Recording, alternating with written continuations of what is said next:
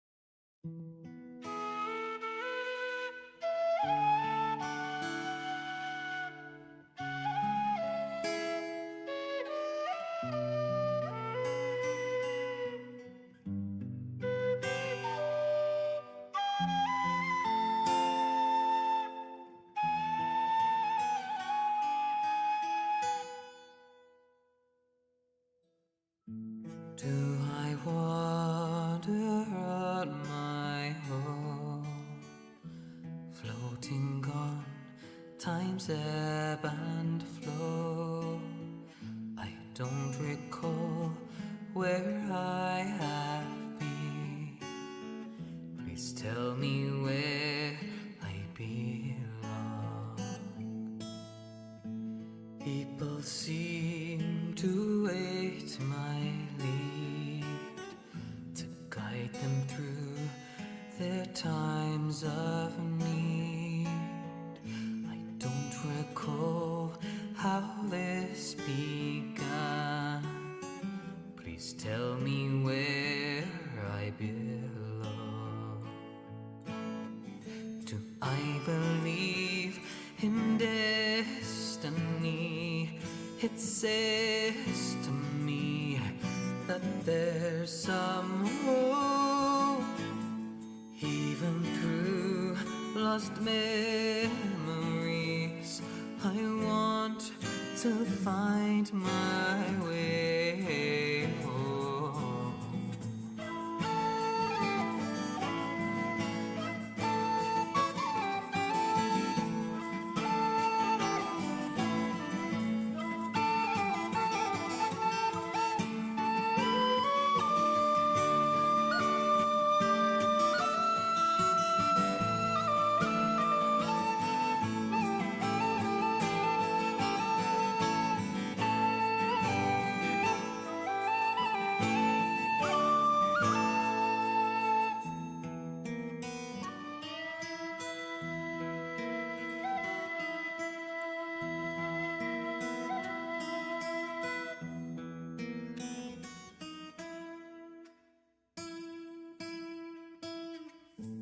People seem to wait my lead to guide them through their times of need.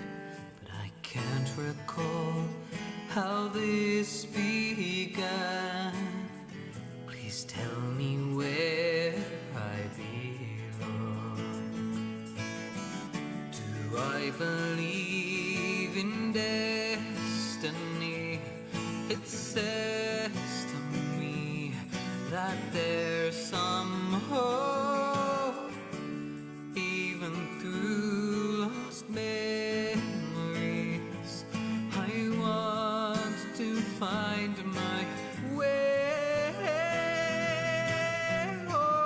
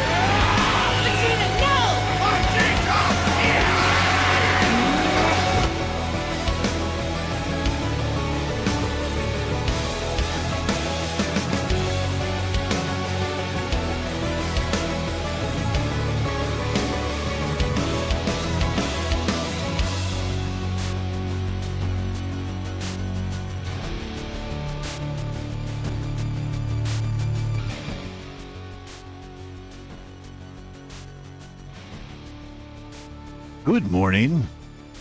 What up? What it do? What it is? Welcome aboard to our Apothecary Fine Gaming Esports here at twitch.tv/HeavyKira and youtube.com/Kiraga. What up? What it is? What it do? Happy Friday. It's Dissidia Friday. No, the game was not resurrected. We just use it as a bat signal to find all the players who did enjoy Dissidia and try to get them to, I don't know, resume to have some kind of community. That game was sick. It's a sick game, and I don't know. I'm sure there'll be another sick game in the future that's going to be as sick as Dissidia, but not yet. We'll find out. We'll see. What up? How's it going? We are resuming Final Fantasy IV, our playthrough. The After Years. We are in the challenge dungeon for Edge. I think we're just trying to level up and get treasure. We cleared it twice yesterday, so we're having some more success now with our 5 ninja crew. But that's kind of where we're at now, so that's the plan of action. Let me make sure that everything's working correctly.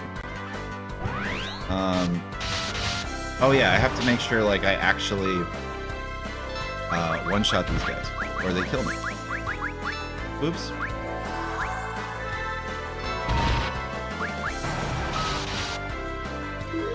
That's what we're up to. But yeah, what's up, everyone? How's it going, Ben and Hope? How's it going, Cruising? How are things? Trying to make progress on this game so that we can get to other video games, and then maybe I'll edit video at some point and do a whole thing.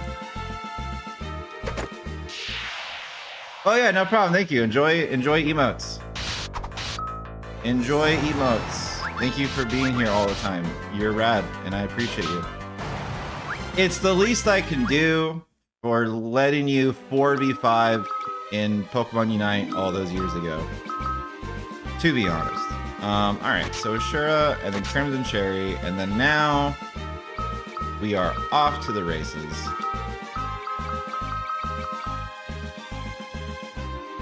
Hell yeah. Oh, where's this from?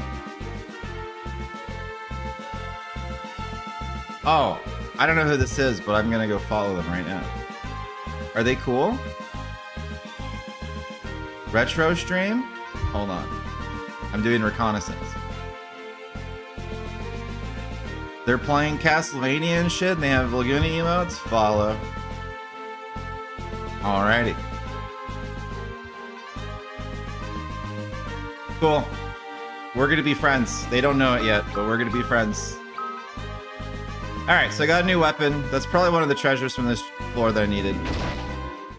Fighting games occasionally too. Oh, hell yeah. Man, I stopped playing Tekken one day, and then I just never turned it on again. I don't know why. I had so much more fun with KOF 15. It's crazy. Damn it, I still have Phoenix down on. I like was playing KOF every day like crazy, and then like with Tekken it felt like a chore. I don't know why. It's crazy. It's supposed to be like my favorite game also. I just haven't really been crazy. Have you seen the crappy Final Fantasy 11 sub discount if you play 14? Only 30 days and only if you aren't subbed.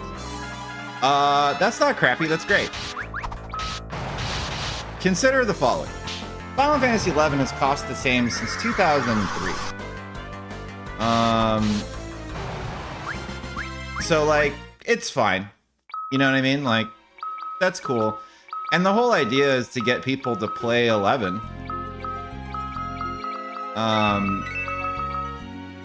Because, you know, they have the whole event and stuff. Tekken 8 looked a little exhausting. It's just, yeah.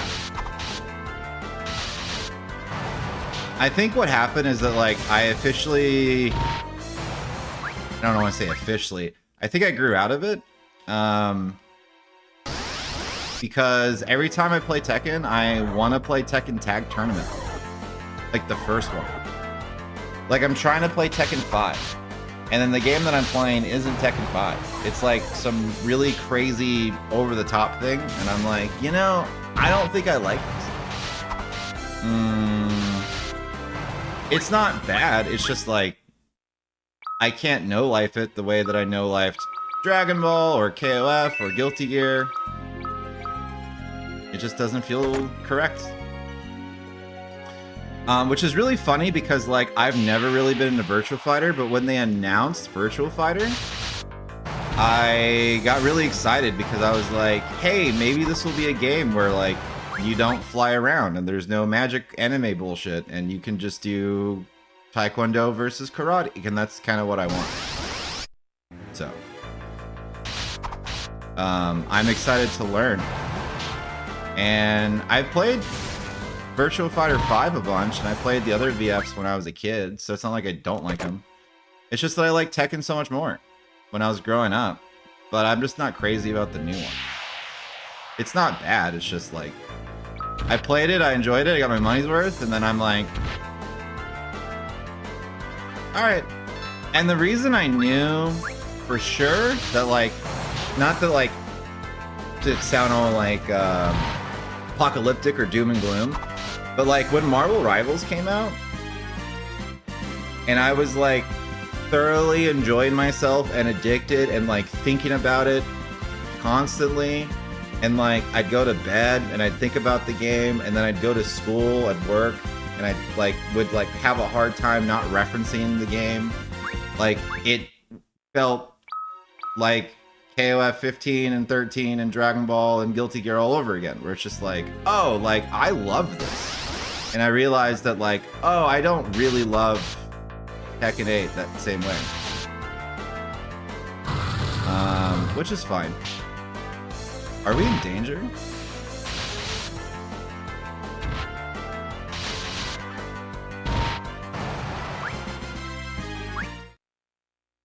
We're in danger. And that was kind of like the big thing, because the game that had the biggest pull on me in my entire life was Final Fantasy 11, and I like really have to like think about how I spend my time. Like, granted, it's hobbies and they're games, so like everything's cool, but it's just one of those things where it's like, if you think about it, like attaching, like maybe this is too nerdy, but it's like if you think about it as far as like attaching your own identity to it, I guess. Like, I don't know, like if someone were to ask you, if like someone was gonna make a profile about you, or you were to make your own profile, and like your profile, like mine says Tekken enthusiast and Final Fantasy fanatic or whatever, right? And it's just like, cool, like that kind of like defines me for other people. And then I play the new game and I'm just like, oh, I'm not too enthusiastic about this, actually, now that I think about it. Think about VFs, I don't find any of the characters cool. I have the same problem. So I agree. The coolest character in that game is Sarah, and I don't think she's that cool. Other than that, I think Pai's cool, but she's not that cool. So I'm in the same boat.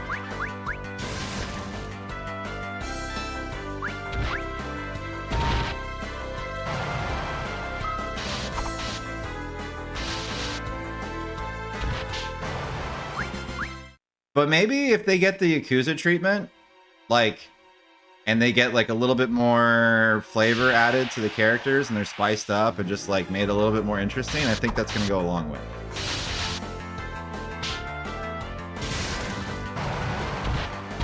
Because I think like when I was younger, that was like the biggest weakness of Virtua Fighter, was like the Tekken characters are just cooler. Eddie Gordo? I've never been an Eddie main.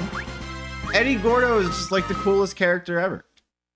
Hwoarang exists. Have you seen Hwoarang?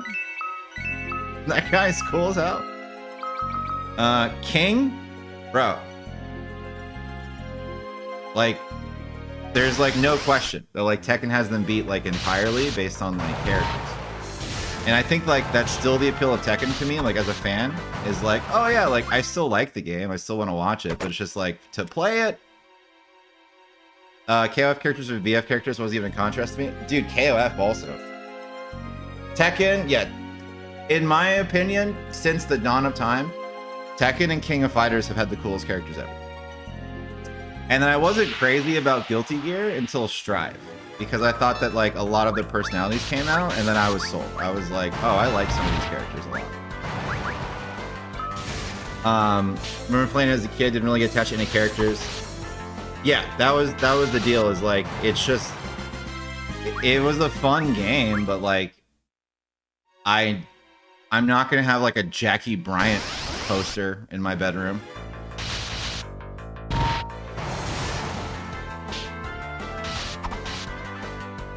Like, one of the least cool characters from my viewpoint in Tekken is Dragunov. And like the chances of me having a Dragunov poster in my house is so much higher than having any VF character. Because it's like probably the least cool Tekken character is still cooler than the most cool VF character.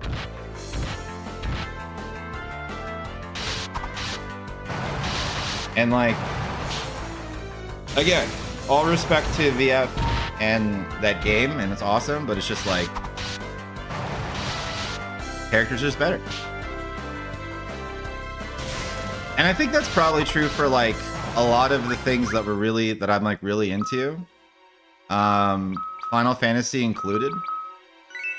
Where it's like there were so many good RPGs when I was growing up, but like not a lot of them had like really sick characters.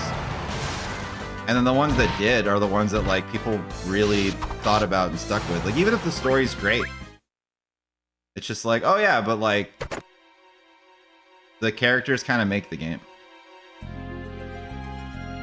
If I'm not attached to a character, just disappear. Yeah.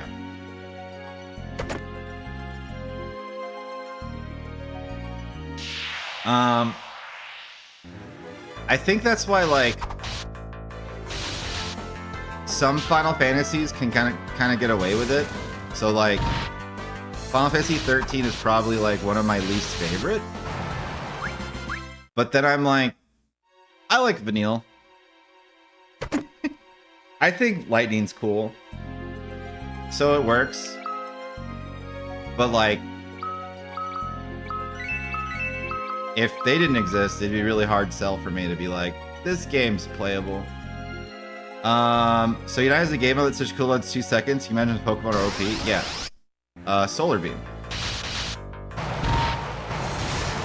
Solar Beam sounds great.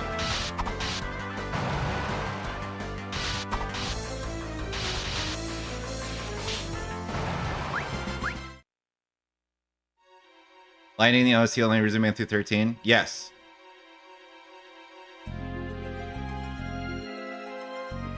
Agreed. If I go to the right, I get HP and MP, which I don't really need.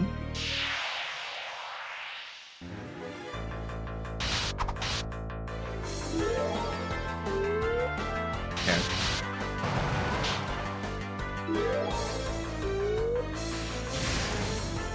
Snow and Hope weren't strong enough characters to pull us along? No, not at all.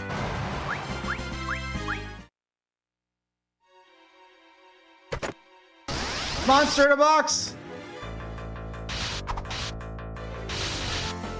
Well, it's not a very cool monster, but... What's in the box? Wind Spear! But I just got a Flame Lance.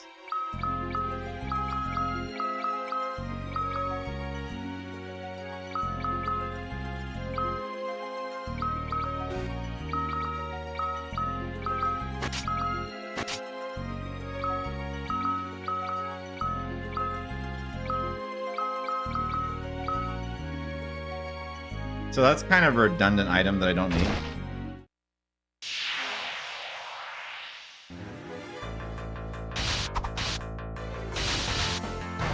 That being said, like, there will eventually be a time, hopefully, that, like, we'll play 13.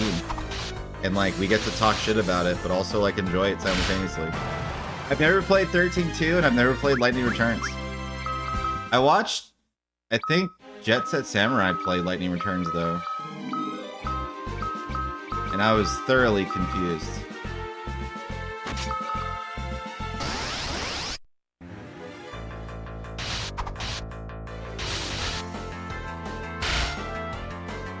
Yeah, that doesn't arrows aren't very good. I think I do like the whip better.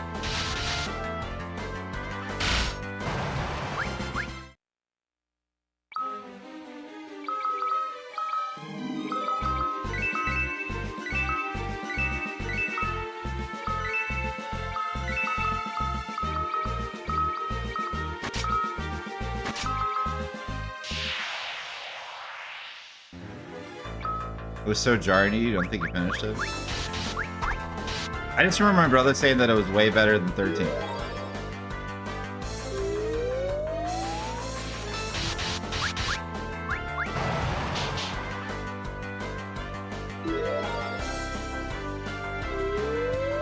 What up? Good morning. Yeah, I remember the name change. How's it going? How's quality of life, amigo?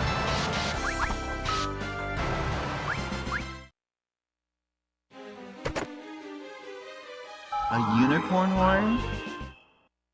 Bro, like, this dungeon is so rude.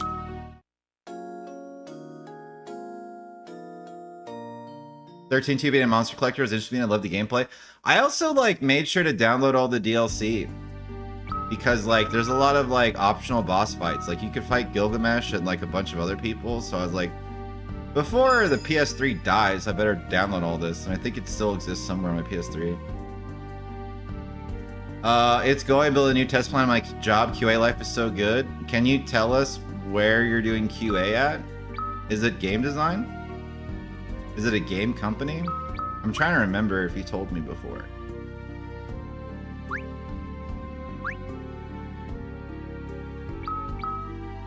Oh, gas him up with the greens? Gas him up with the greens and let him go! Head and shoulders, cute quality assurance.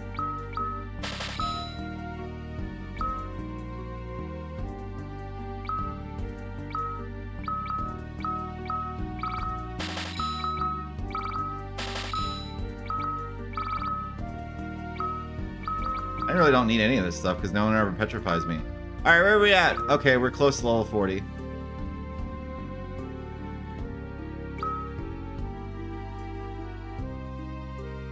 Military simulation software company, Havoc. Oh shit, okay. That's not games. That probably pays. You get paid? Like, I don't even know how much, but like, do you get paid? Winky face, eyebrows, smile.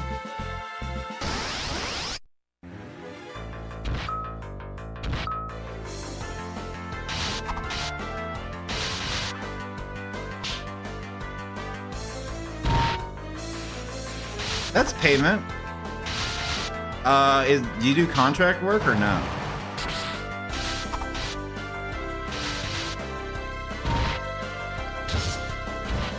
That's pretty good. And I'm sure there's like a lot of room to work your way up too.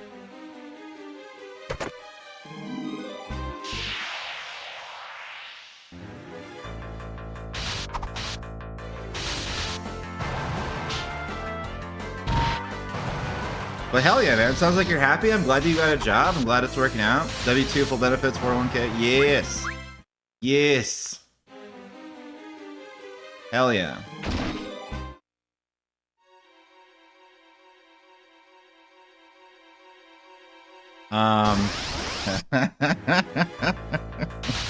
It's really funny. I was talking to a buddy of mine who's also a Full Sail alumni. We were students at the same time. And he was coming up with this cool idea to run us this like these tournaments, like grassroots tournaments for like the game that he loves. So he's like, oh, he hit me up and he was like, hey, Kira, I know you have a lot of experience running tournaments and grassroots and like organizing things. So like I just like was advising him basically, like telling him what to do. I was like how to start it up and stuff, and we were just like rapping about it. And then one of the things he brought up was he was like, oh yeah, like I think for the prize pool, I'm gonna use my own money for like the monthly for like when we get started, because I want it to be free to enter and I want people to like be incentivized to do the thing. And I was like, yeah, and I told him about Matcherino and all these other like resources to like crowdfund and stuff. And I was like, just be careful with like the commitment to like prize pool and money and stuff, because like it adds up really quick, and if you do this like every 2 weeks or every month, it gets really intense. And then he like basically told me like that he's rich as fuck. Like, he told me where he works, how much he gets paid, and how, like, he has so much money that he doesn't know what to do with it. And I'm like, oh. Yeah, I just look at life through my own lens of just assuming that, like, everyone is, like, one bad slip and fall away from, like, being homeless. My bad. I forgot that, like, yep. Yeah, never mind. Disregard what I said. You do whatever you want, man.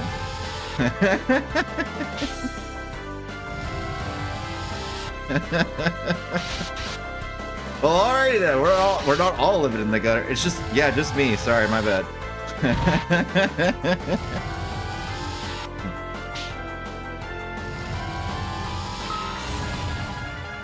It was like my moment of like, oh yeah, like that. Yup, that's right. Are we in danger again? I think we learned last time that we should just run from the bug. I don't think we're in danger of losing, but I don't think the EXP is going to be worth it.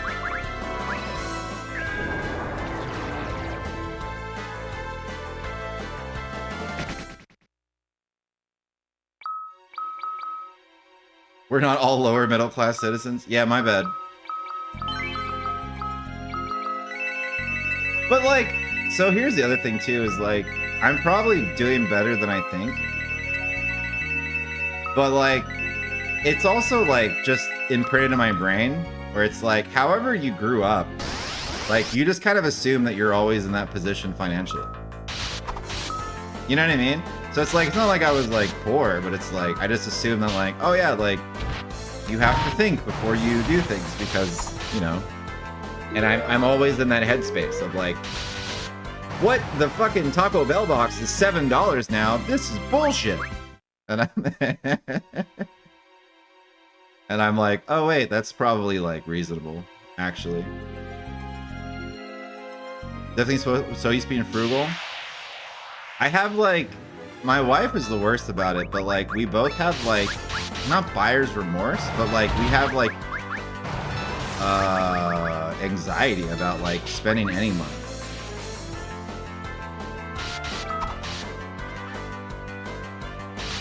Like sometimes we go out to eat and we have to pay like as quickly as possible.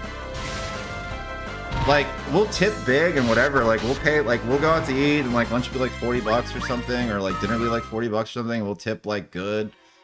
And then like, but the whole thing is like, it's like pulling it off a Band-Aid. It's like, just fucking write it, sign it, fucking give it back, don't think about it, don't look at your bank account, because like, we'll like freak ourselves out.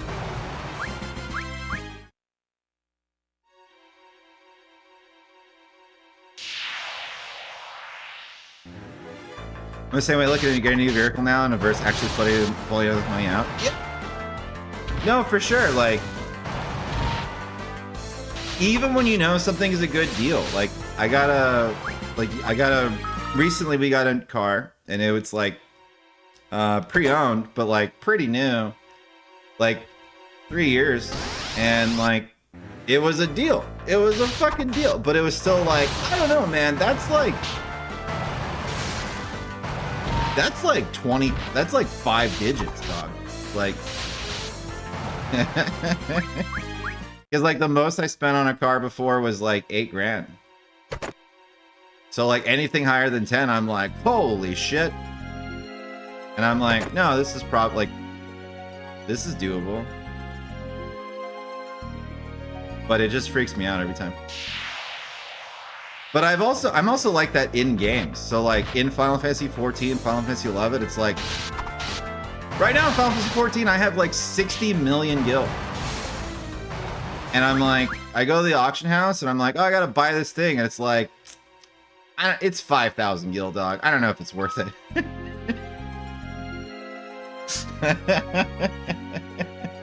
I don't know, man. That's kind of steep. Maybe I'll go and farm it.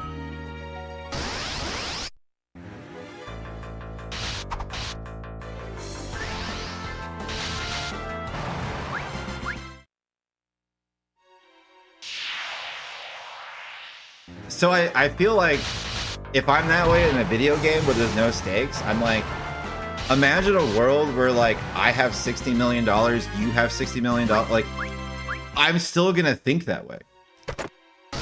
I'm still gonna go to Little Caesars one day and the pizza's gonna be like $1 more than it was when I was 20, and I'm gonna be like fucking mad about it. As one of the kids who finished games that ever use the ethers? Yes, it's that. It's like scarcity brain.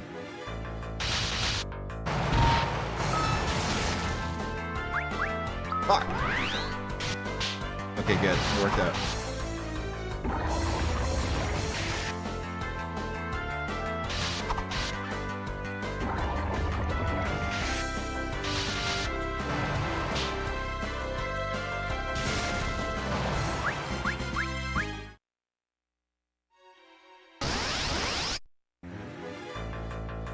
But also, like, $60 million is too much money. Like, I did, like, the math when I was in the Navy, and I was like, I think if you just get $3 million, I think you never have to work again.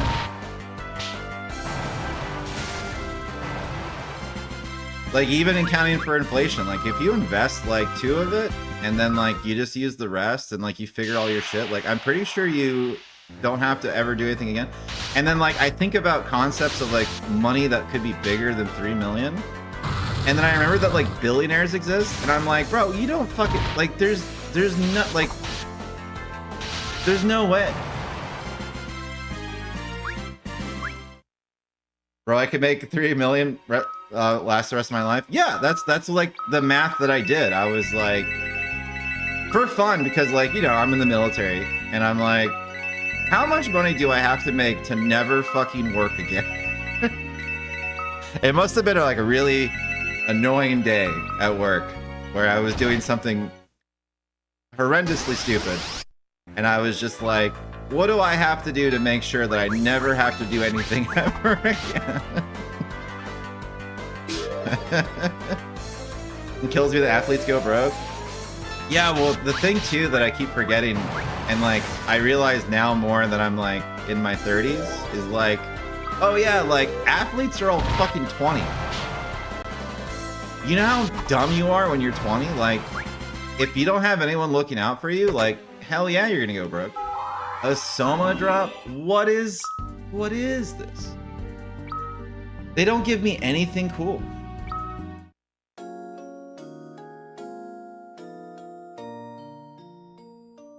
I think I have to sleep again because I think a full moon messes with my attack power. But I don't know where to check that.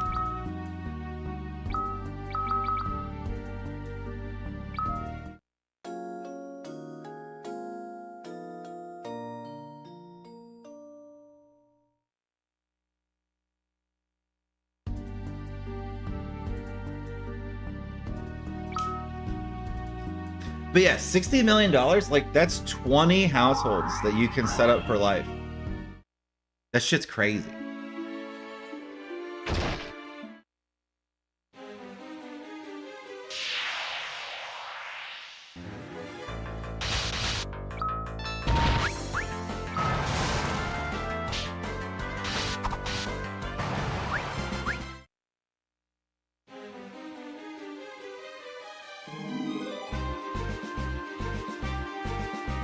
I guess, like, I gotta just start playing Lotto.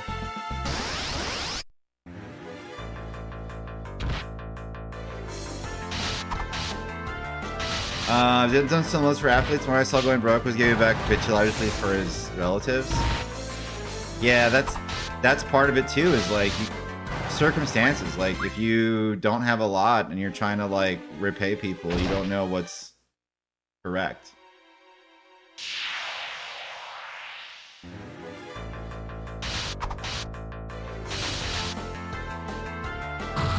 Yeah, other people burning through it? Yeah.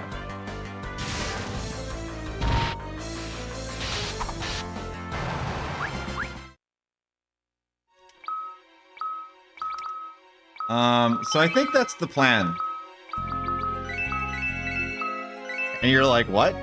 What is... Yeah, the plan is, let's all make $3 million.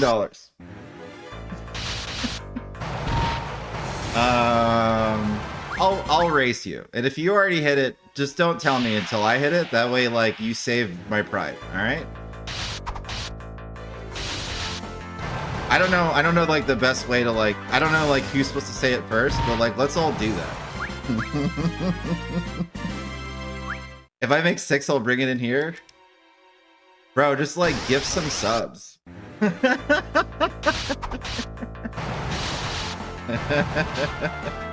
know how many pizzas I could buy with $6 million, bro?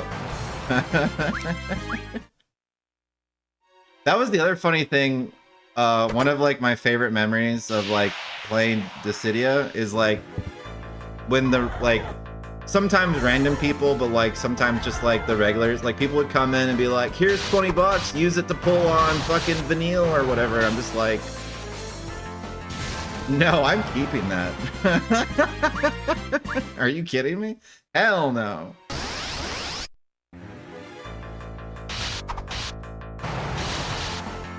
That money is going straight to Domino's.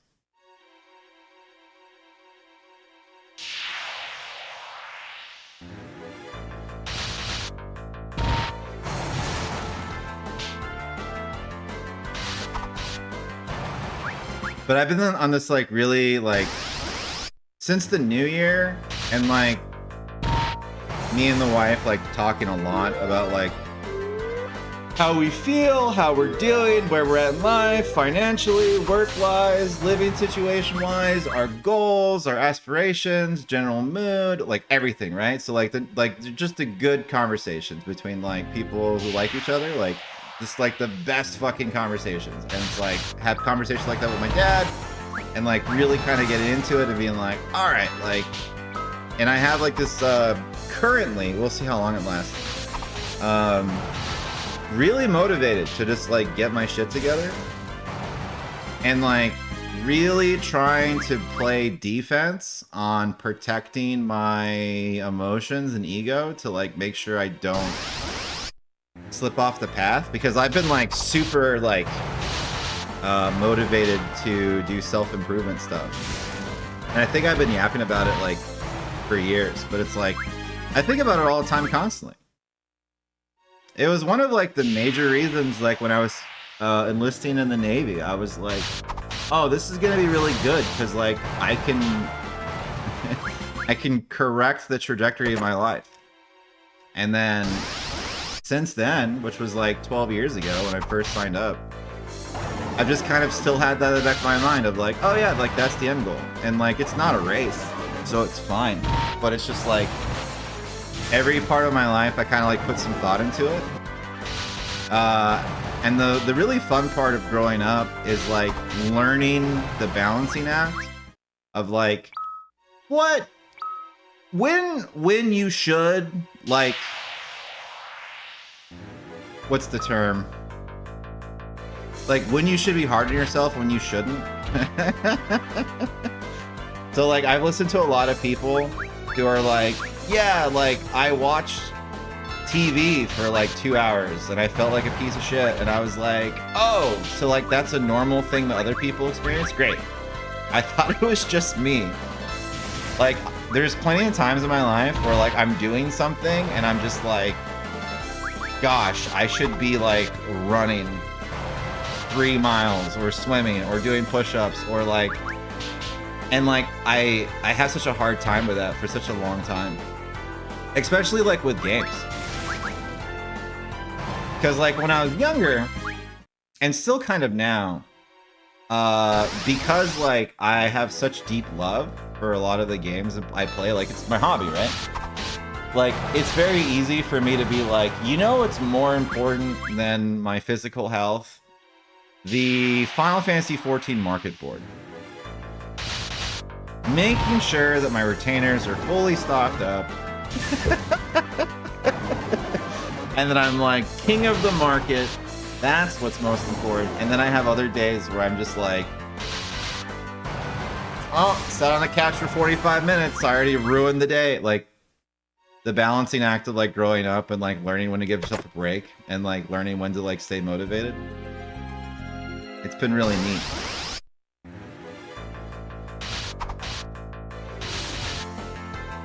And then also I get like motivated too because like I'm in a really cool position with my job where I work with a lot of like I work at a college, so like I deal with a lot of people who like they're really invigorating because like they're in college, so like they all have aspirations to like graduate from college and then fucking do something, and I'm like, oh yeah. So like it helps reset my brain whenever I get like lax, and I'm just like, oh yeah, like I could fucking do something, and it's gonna be tight. But also like doing the thing where it's like remembering that the most important thing is being a husband and an uncle and a brother and a son, and like not skimping on that stuff, but also making sure we're making positive progress. So it's been really cool.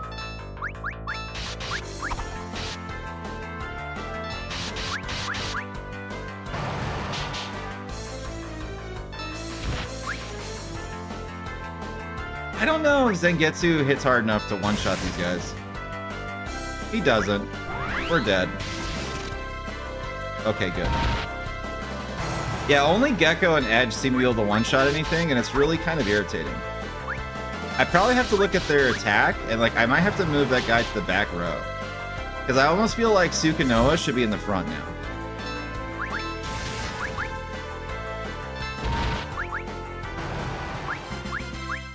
And like this might have been something that like we should have done forever ago. Yo, what up, Higu? How's it going, brother?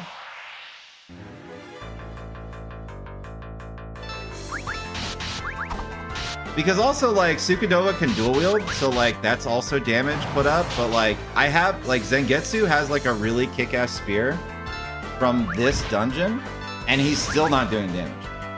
Like occasionally, but like I guess it's because it's like the spear is elemental, like it's just really throwing off my group. I think I should make him do human kite. How am I doing? I'm doing great. I'm I've been ranting about how I'm on a health kick. Like motivated.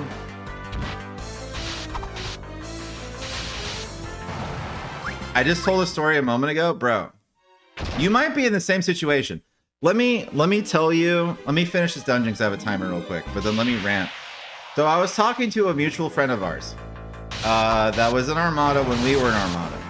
And he hit me up and he was like, hey man, I want to run some tournaments for this game that I love, and I know you have experience with that. And I was like, oh, this is really sweet of you. You deserve all the great things happening. You too. You're a sweetheart. I don't believe any of your friends that say you're toxic. I just want you to know that. I know I've said that before, but like, I don't believe them.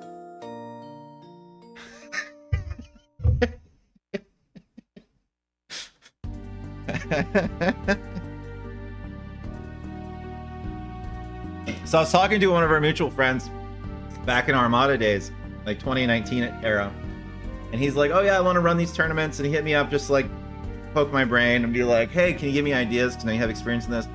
So we're chatting about it, and like I just told a story of the stream, so I apologize for being redundant, but like we got to the point where he was talking about like, yeah, I want the tournaments to be free to enter, so like I think I'm gonna put my own money into it as the prize pool. And I was like, well, how much money are you thinking? And it was a lot. And I was like, all right, man, we'll just like be careful, because like if you do this like on a bi-weekly basis or a monthly basis, like it might be a while until like the streams pick up or the videos pick up, or like you get partners that like cover this. Like you got to be prepared for this to be kind of costly, so you got to be careful. And then like with like no ego or anything, but he basically like told me that he makes like infinite money, and he told me the job that he has and where he's at, and I was just like, oh yeah, like yes, my bad, dog. Yep, just you know, all right. I forget that like that's a thing you could do. Like, oh yeah, like you could just get paid fucking infinite money and like make software. Like, oh yeah, whoops, my bad. I need the infinite money glitch. You're close. I feel like you're close. But that's what we were just ranting about for a little bit too, because like then I got onto my since I was in the Navy, there was a day, I don't know why, it must have been a terrible day, but like me and my buddy did the math on like how much money we need to have in order to never work again. So it must have been like a really bad day at work, right? And like, I think it must have been like 2015, and it's probably the same is true now. But we were like, you know, if you get $3 million, you're probably set for life. Because you spend $1 million on like house, car, and like paying off all your shit, and then you put the other $2 million into like investments that return, and I think you're good. So that's the plan now. I'll extend this challenge to you, Higu. I'll race you to 3 million. And if you get it first, don't tell me because it's gonna hurt my ego. But if you do, just tell me anyway, because I probably need a kick in the ass. But yeah, I'll race you to 3 million. And I'm gonna start doing things that could actually make me 3 million. And the way we're gonna start is we're gonna stream PSP games on a Friday at 10 in the morning using the wrong category on Twitch. That's how we're gonna start. This is the start of our journey. This is Ash leaving Pallet Town with a Pidgey and a Bulbasaur level shit, dog. This is how we're gonna do it. This is the start of our big adventure. It's gonna be sick. I don't know, man. We'll figure it out.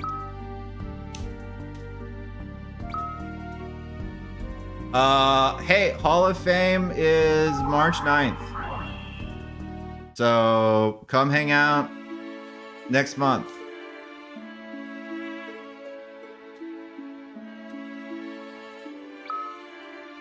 My full-time contract is ending? No! This is the soul fulfillment portion of the plan? Oh no, for sure. Like, I love this. If this ever makes me money, like an amount of money that can help cover shit, that'll be great. If it doesn't, that's fine. I'm having a great time. I've been making videos and shit since I was like 12. Like, and for context, that was 23 years ago. Like, I'm doing great. Like, I can do this forever.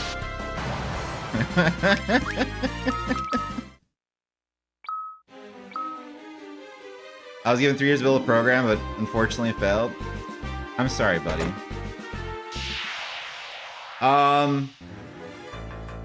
At some point when we get to hang out, let's do like lunch or something and just like run me through like lessons learned and stuff.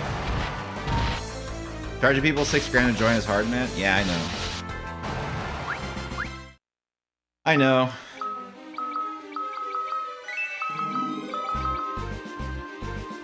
But I mean, like, you know, there's Full Sail. Charging people 100K is kind of like, whoa! So, like, it's kind of all the same thing. It's tough. When Ethan graduated and he got the job at Wesleyan, and, like, a bunch of our other friends, like, got college jobs and, like, they had to recruit people to do stuff, I was just like, dude, that's difficult. Because Armada is easy, because it's like, you're already here, it's a club, join the team. But like, going out and being like, hey, like, the term's recruitment, and it's like, I can't imagine being a recruiter for either the military or a school, where it's just like, this seems hard. Because like, it's a big commitment.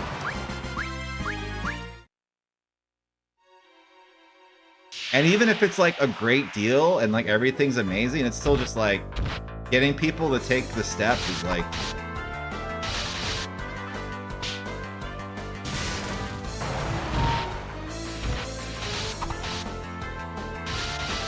this isn't a good analogy because like luxury and like sports cars aren't important like education, but I feel like I'd be a really good car salesman at like a Honda dealer. But like, if you had me try to sell Ferraris to people, I'd be like, listen, man, like, do you really need this? Because you know this is $400,000, right? Like,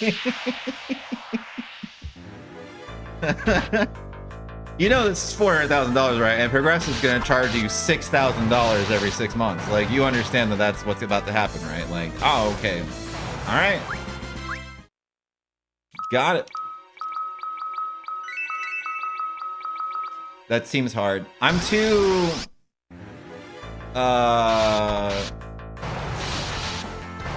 practical, I guess. But also at the same time, I think recruiting's easy if like it's just a matter of like giving information. Like they already know they want to be there, and it's just like give the information. But like some recruiters are like straight up salesmen, and they're just like really just trying to like get their quota no matter what, and like that shit sucks. I have an easier time convincing college students or investors than parents. Yep.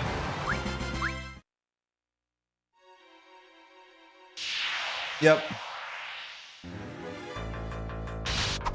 You know what doesn't help is like, even though it's not really super related, game dev and esports, they occupy like the same algorithm. So like you can have a conversation with someone and be like, yeah, blah, blah, blah, esports and like building character and discipline and moral and playing on a team and like solving problems, learning how to learn. And then they'll like Google that like the game dev industry is laying off like thousands of people, and they're just like, yeah, I don't know, this seems fake. And it's just like, all right, it's not the same, but all right.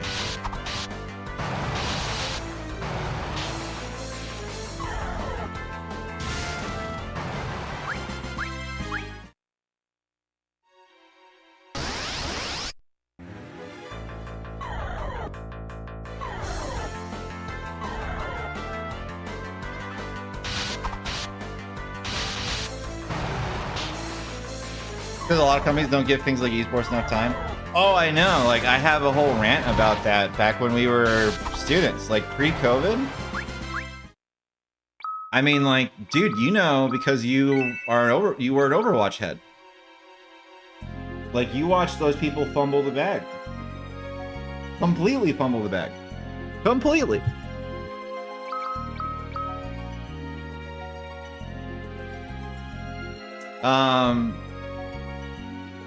It's really funny because when I was a student, I told everyone, all right, so for context for everyone, there was this period of time in like 2018, 2019, around there that like, and a little bit before that, where like all of these like Wall Street companies were like investing stupid amounts of money into esports. So they're like buying Overwatch teams, and they're paying for Optic, and they're paying FaZe Clan and all this other dumb shit.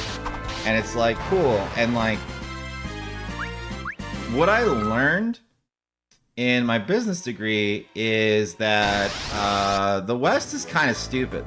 And the reason why is because the way they do a lot of business, which granted, like, this isn't always bad, but it's pretty bad in this case. They'll like dump $50 million into a thing, and they'll be like, all right, in 5 years, we want all of the $50 million back. And like, that's fine. But like, sometimes it's not just the 50 million. They're like, we want all the $50 million back and more, maybe.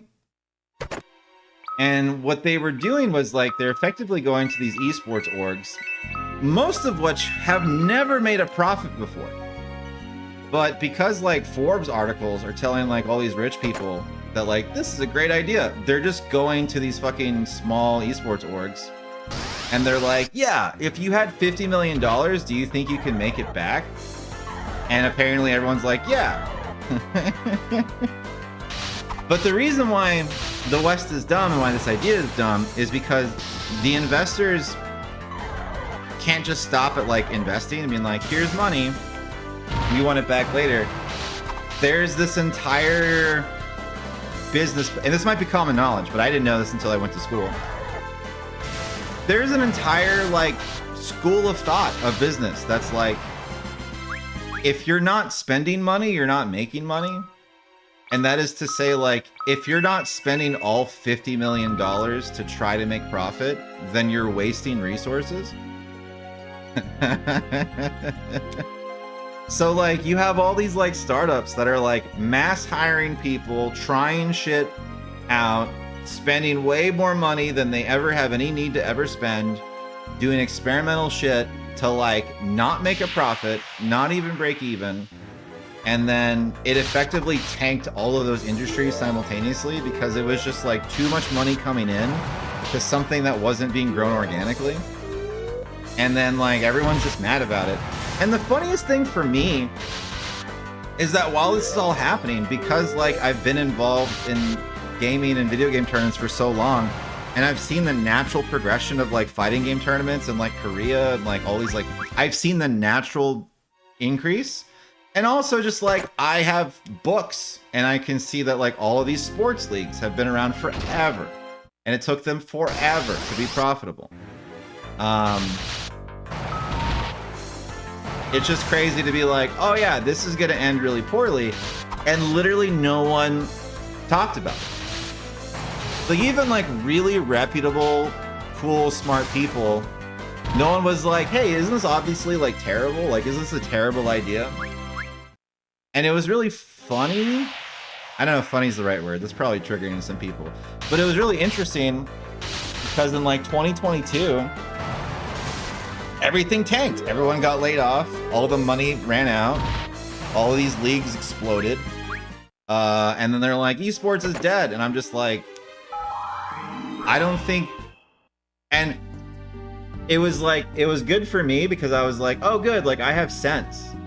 But it was really funny for like reputable people to be shocked because they were like, oh my God, can you believe this is happening? And it's just like, this is such a bad look. And I'm just like, this is so obviously like what was gonna happen. Like, it's so obvious. You know, like Evo has been around. Evo is like the annual fighting tournament. Like that thing's been around since like 2002 or 2003. Like in the past 5 years, they finally like got to a point where it looks like they're big shit. And they've been big shit for like 10 years or 15 years, in my opinion. But like they finally got to a point where it's like, oh, this is like sports level of like crazy shit, right? And then you had all these people who were like, oh yeah, we can do this overnight. And I'm like, you guys are all on crack. And the other thing that was like scariest was having never played Overwatch, but just thinking about it from like the fighting game standpoint. It's like, you're gonna put all of your money into Overwatch? Like one video game? Like not even multiple video games, one video game? So if people just stop liking the video game, like we're all fucked? Is that the plan? Because I guess they were thinking about it like basketball or something. Like, oh yeah, like people still like basketball. And I'm just like, I don't know. Like the way that the industry works, like that's kind of weird, but all right.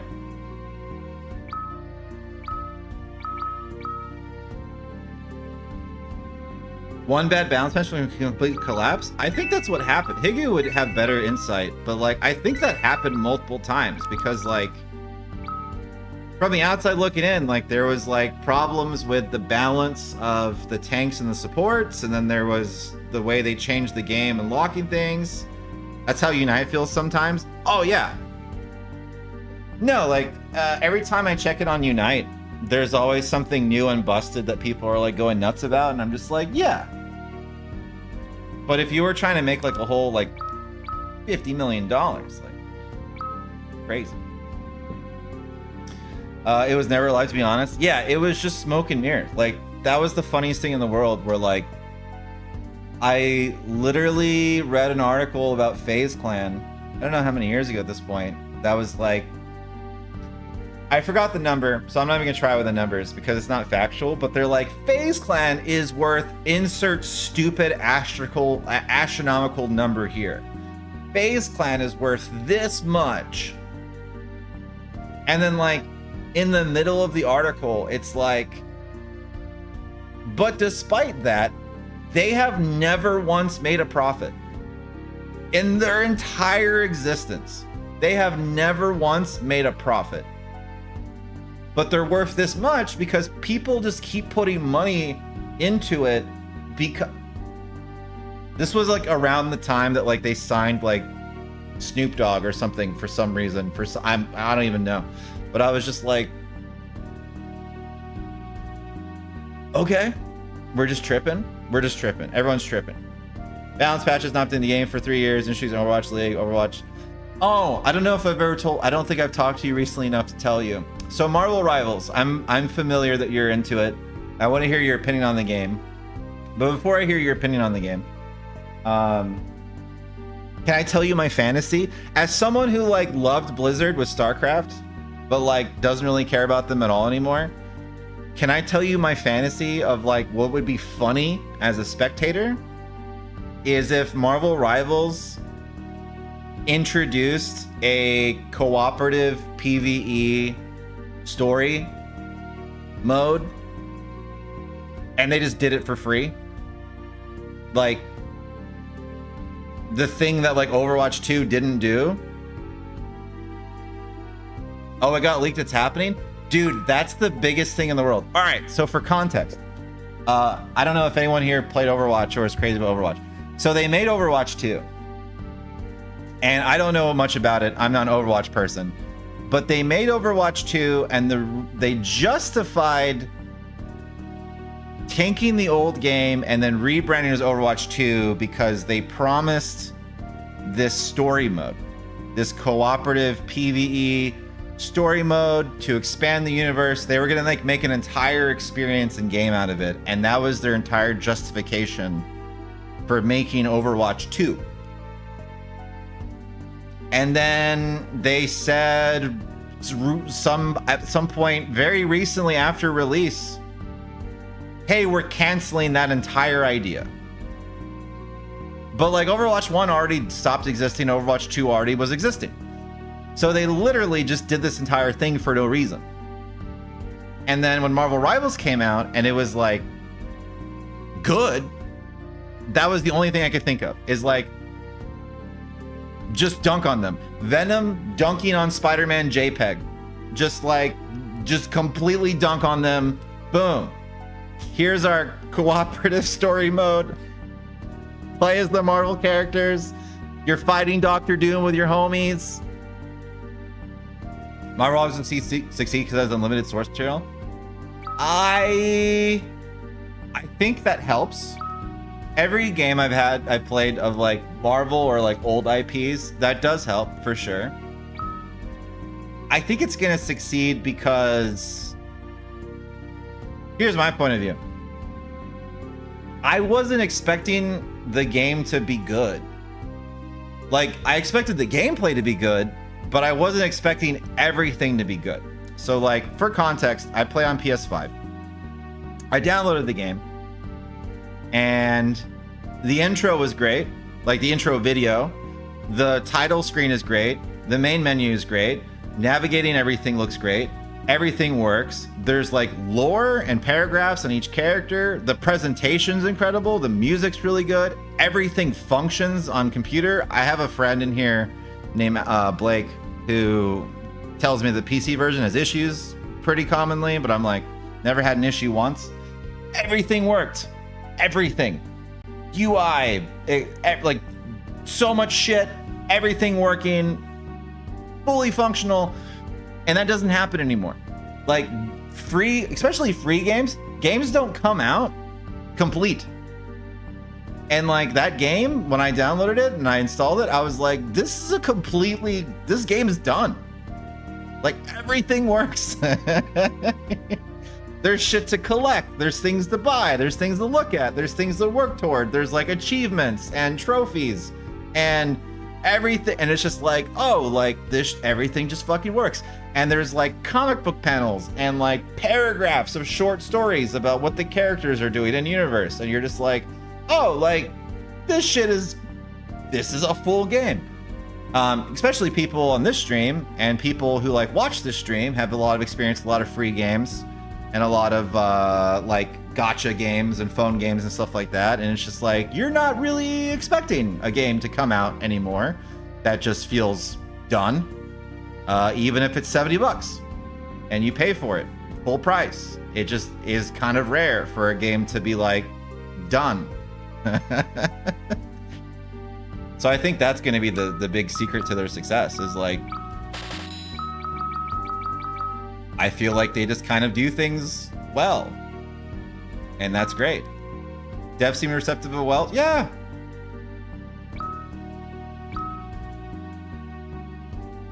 I stopped buying games at launch because it's so often the case. I stopped pre-ordering. Pre-ordering was something that like I realized after I had pre-ordered a few things for like pre-order bonuses, and I was just like, I often regret this. I learned this lesson actually through a lot of Square Enix games. Bought Final Fantasy 15 day one. Didn't wind up playing it until like a year later. And by the time I was playing it, the fucking Windows or Royal Edition or whatever was out, and it was like 20 bucks. And I was like, yeah, I shouldn't have bought this. There's so many things where I was just like, oh yeah, like. And then also, like, you guys hear my rant a lot about, like, I have so many games that I bought and I never played. In fact, I still have the Overwatch game that Higu wants because it has the Widowmaker skin, which I don't even know if he can have anymore. But, like, I bought it day one at Best Buy. The Origin Edition on PS4. And that shit's still in cellophane. In fact, I think I'm looking at it. Let me go see if that's what this is. I gotta pause the game, though, so I don't ruin the world. Hold on.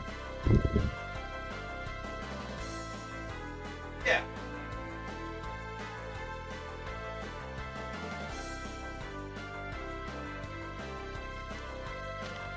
And this is kind of a weird segue, but it's like, yeah, this is like PS4, Overwatch, Origin Edition, day one, still in cellophane. Bought it, went on deployment, never played it.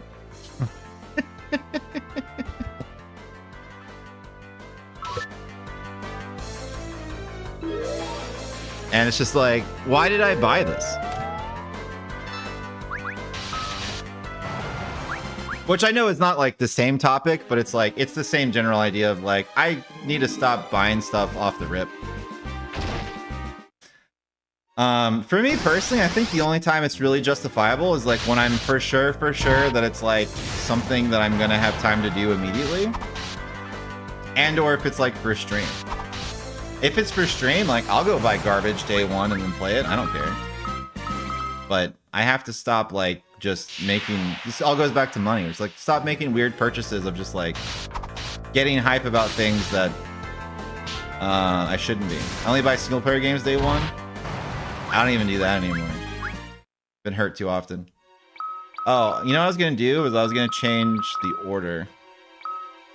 I was gonna look at stats. So he has 70 attack, he has 83 attack. Yeah, so on paper, Zangetsu should have more strength and more attack.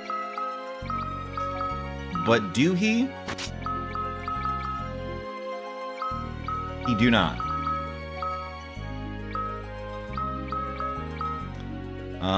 This Chakram is pretty good though. I guess the idea was like to give him boomerangs. That game doesn't even exist now? Yeah! I know! I spent $60 or however much on this game that doesn't even exist.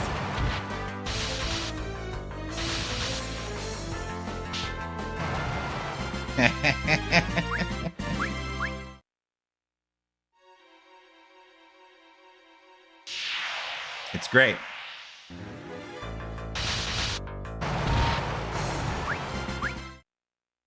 But yeah, Higu, Garrett told me you're Celestial now, which is the rank above GM.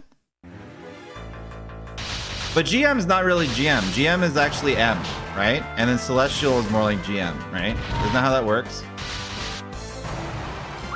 How are you liking the game? How do you feel? What role are you playing?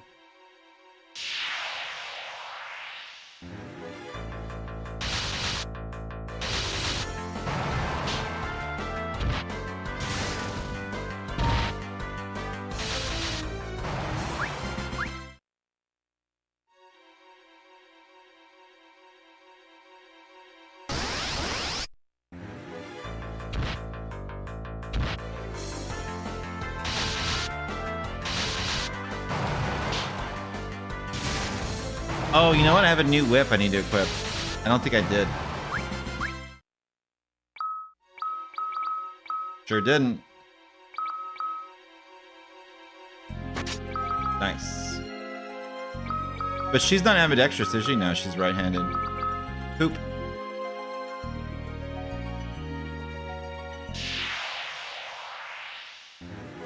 Game is great. I'm a big fan of Marvel and symbiotes to be exact, so I hope more get added. I'm sure Carnage is coming. I flex any role. Hell yeah. I tried to play healer or tank because I can't aim. And eventually I will correct that and I'll build that skill and I'll practice and I'll get really good at it. But I'm also nerfed at home because I don't have a monitor that can support the performance settings of the game. So I mostly just do melee characters because it doesn't require me to actually be able to hit anything. When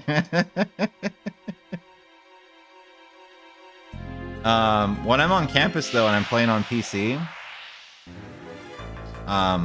it's a lot easier because I can actually see things and the game doesn't slow down.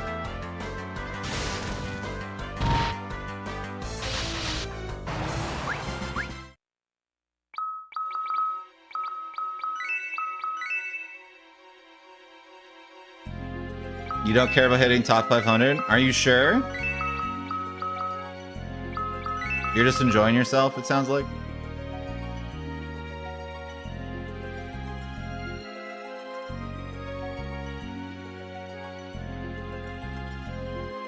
As long as I'm in the rank before it, I'm good. That's a good way to be.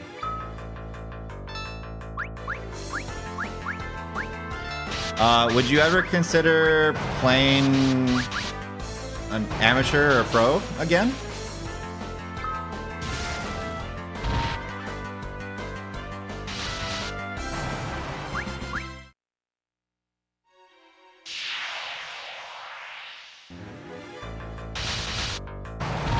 I thought about it, but I don't have the time. Got it.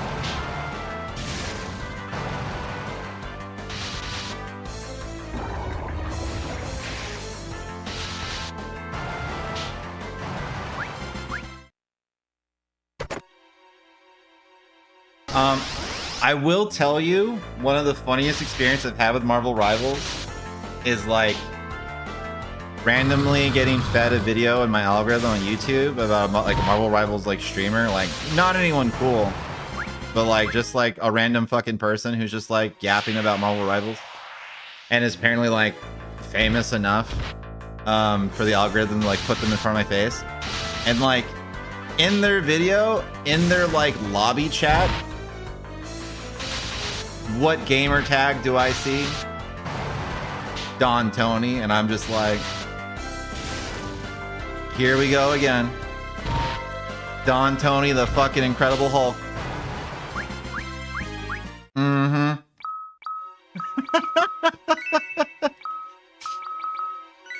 You ran him to the other day in game or in person? I ran into in game and beat him. Outstanding. Are you still Higu in game? Like, did he know?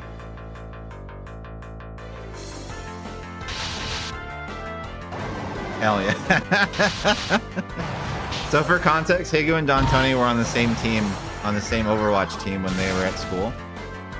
So this is extra funny. And they were roommates, and they were like, effectively like duos and wingmen, and had all of the ups and downs and drama that two young lads sharing an apartment and a Overwatch team would have with each other.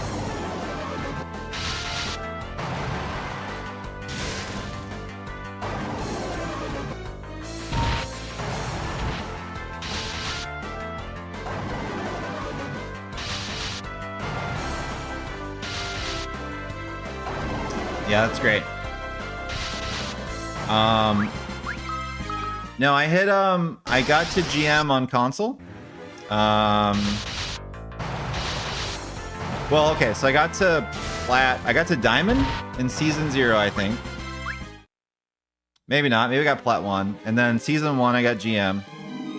And then I got Lord on my third character.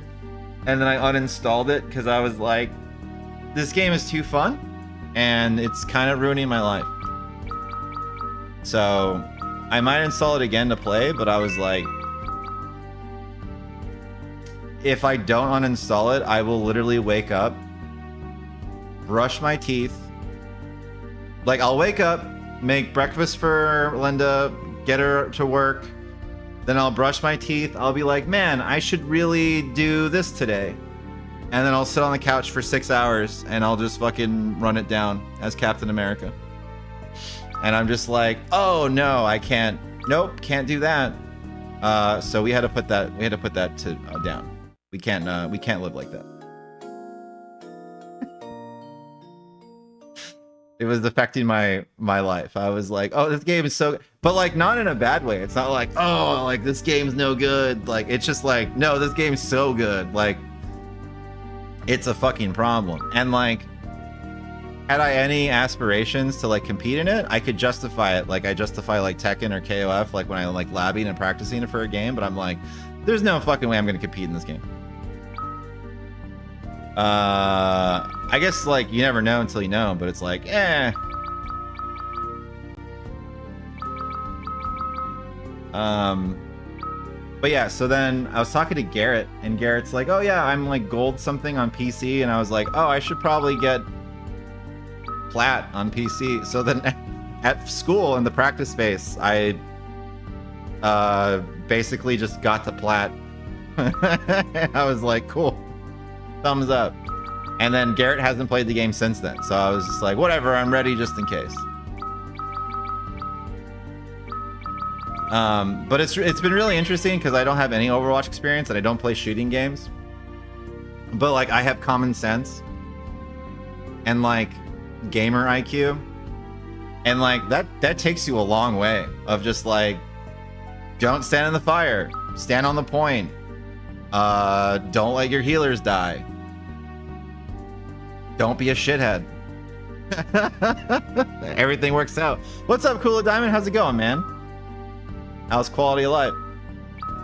And especially because I can play melee, like I usually play Penny, Magneto, Cap, and then my healer is usually Rocket.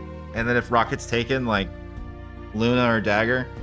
And it's like, it doesn't really require any like mechanical skill on like aiming. So I'm like, oh, this is sick. Like I just have to have sense. Just not get myself killed. Not do stupid shit. Awesome. Game title reeled me in. I know. That's the trick. This is the bat signal. Get everyone together. Happy Friday. Let's see here. I have to get 2 more levels. And then we got to do plot. And then we could probably take our break. I've just been ranting about all kinds of stuff for like the past hour. I haven't really been paying attention, so. I did just get a new weapon though. I forgot what it was. I have to go take a look. But yeah, this is the post. So this game is split up into episodes. So like every character has like their own episode. After you complete their story portion, you do a challenge dungeon. That's where we're at right now. So we're just wrapping up, leveling up all the characters to 40, and then we can start the next story. And then eventually be done with the game, and then play Unicorn Overload. That's the plan anyway. Yeah, what was the item I got? It was a Wing Edge, right? Yes.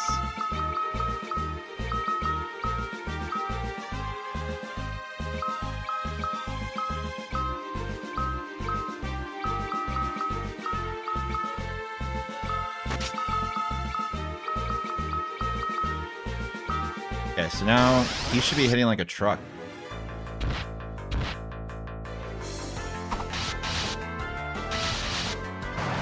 Yeah, it's fine. And then the guy in the back needs to be doing the kite move. Like every time. Fantasy 4 After Years is sick. I like this game a lot. I think it could be way better. I think the episodic thing's kind of annoying. But it's working for us. I don't know how many more stories you have to get through. I think there's like 3? I think we have to do Porum, Edward, and I think Kane. So like, still a considerable amount of plot to go until all the stories converge. But we're getting there. What was I doing? Oh, I have to set him up for a human kite. That's what it is.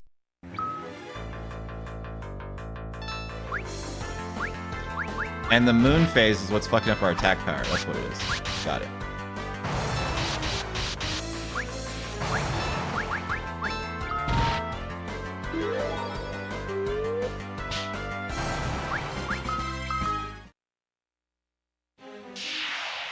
I forgot to go to the end multiple times.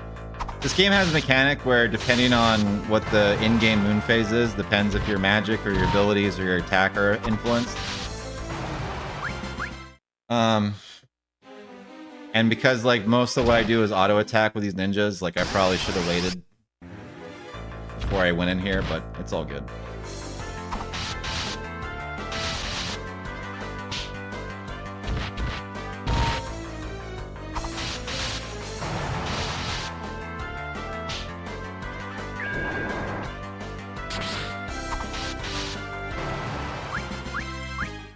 Yeah, human kite takes so long to go off, it's insane. It's not like jump at all.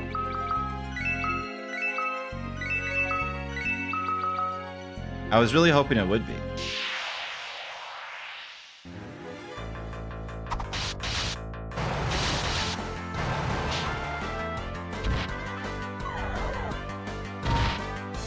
But like my party can like attack like 2 to 3 times before he even gets into the air.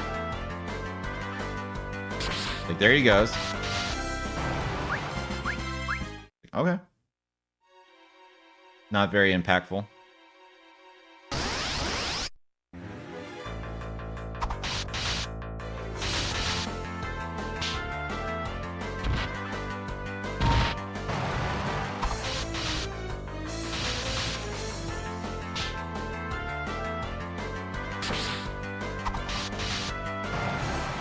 Like, he just... He's never gonna land. And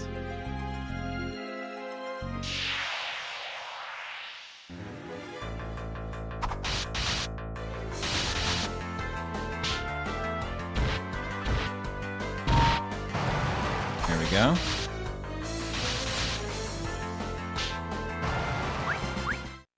He didn't even take off that time. It's crazy. My people need me to get you probably, but he doesn't come back. He doesn't ever land.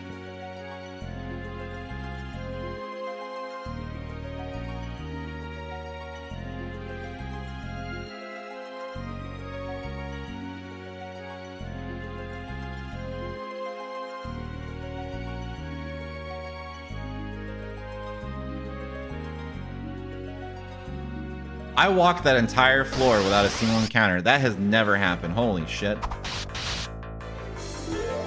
That's crazy.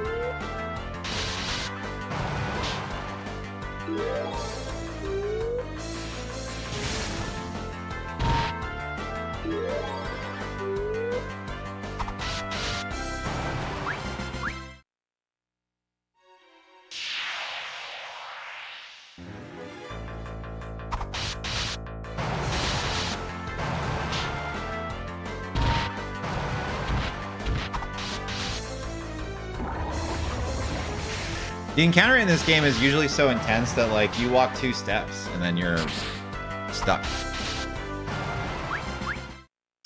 All right, eye drops.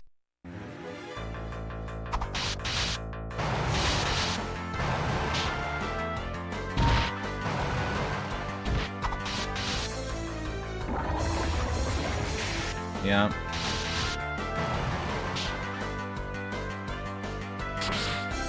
But what a difference like 10, 15 levels makes in this game though, because like when we were first here, everything was killing us.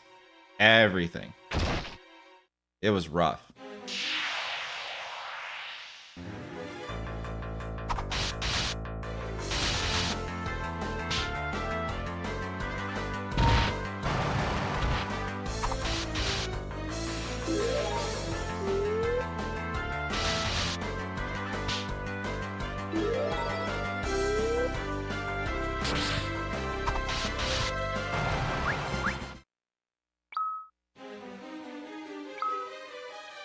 Alright, so I think maybe I can get Zangetsu level 40 before 10 minutes.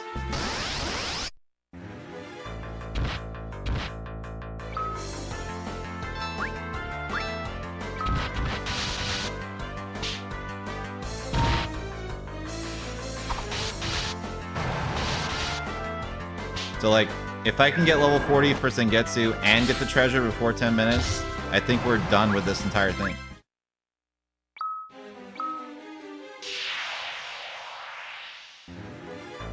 Oh yeah, I think this is it. This confrontation gives like 2k EXP.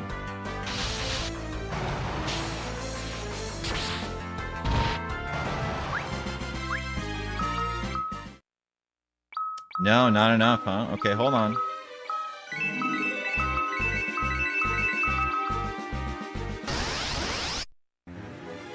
Good.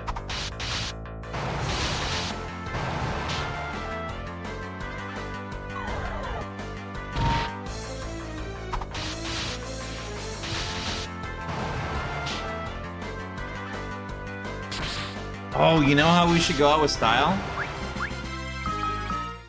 Here, let's do the Ginyu Force. I forgot about bands. Oh, on this guy, it's kind of a waste, though.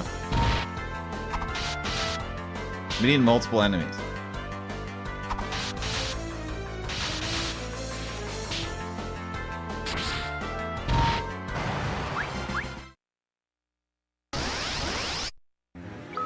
Here we go.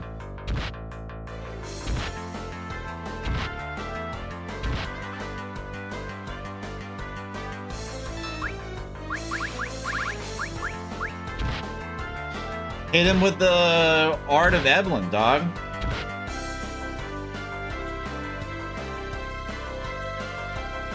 All 5 chanting, Ultimate Art, Advent of Fingers, Endless Night, lit by firely wings, bound by the darting dancing sword, let it slice the encompassing dark, and sound the tolling bell of tomorrow. Now we call forth Evelyn's ancient technique, Advent of Phoenix. And then like the victory pose at the end too. Let him know. That wasn't it either? Holy shit. We're running out of time.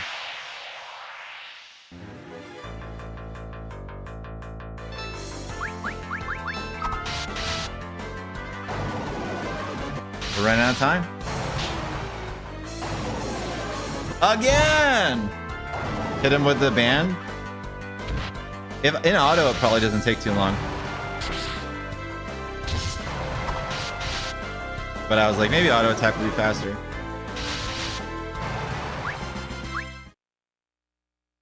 Oh no, we're out of time.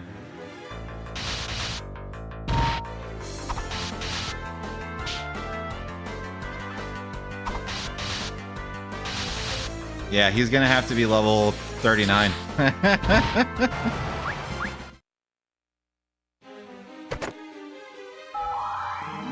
Adamantite. 1 second remaining. All right. How far away are you from leveling? Oh, he's still like 10k away. Got it. Well.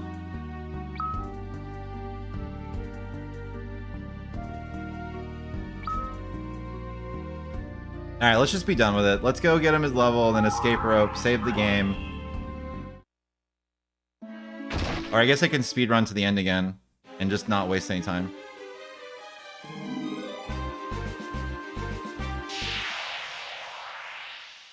Yeah, I really expected him to be not that far behind.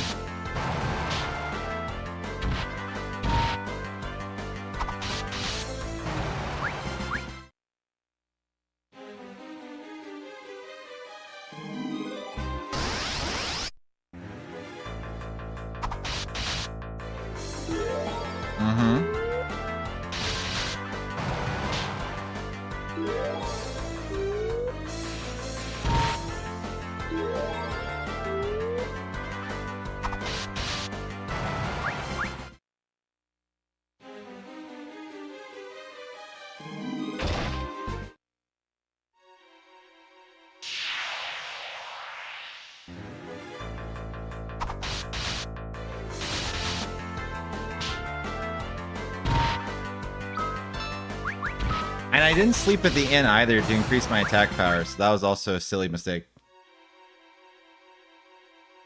Whoops. Does any of the moon phase to change?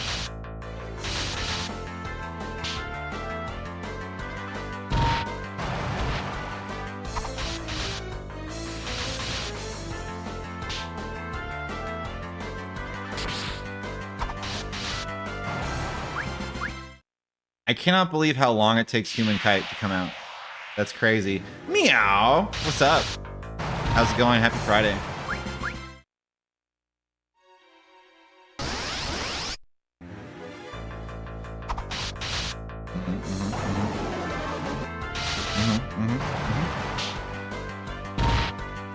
Yeah. Yeah.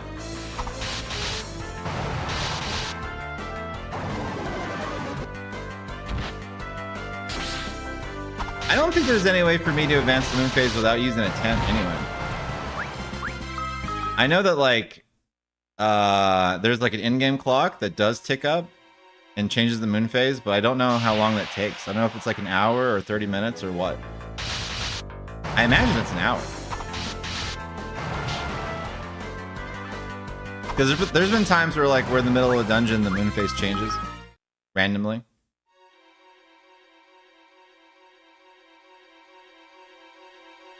One more fight? Oh, hell yeah.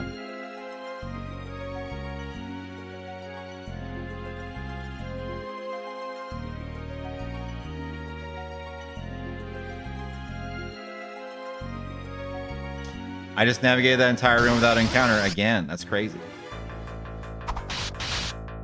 I wonder why that is. Maybe there's certain squares. You know, lucky break at work, because why not? Oh, hell yeah. That's significantly healthier than a smoke break, so I'm on board.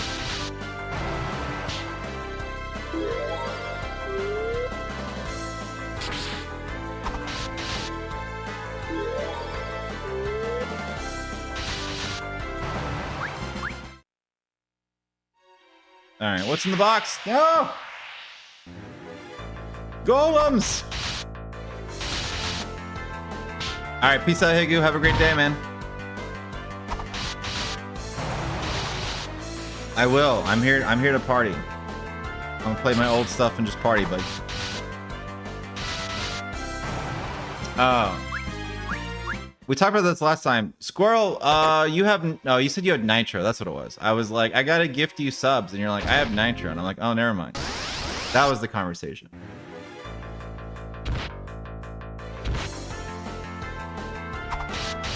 I was like, do you want imposter or regular hooded squirrel? And you were like, I have Nitro on both. And I was like, oh shit, all right.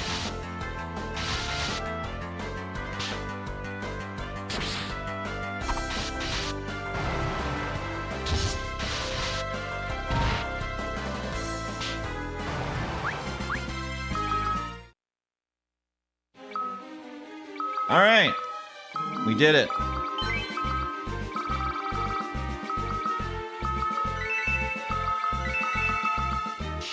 Let's hit this group with the Ginyu Force, and then we're out of here. On to the next story.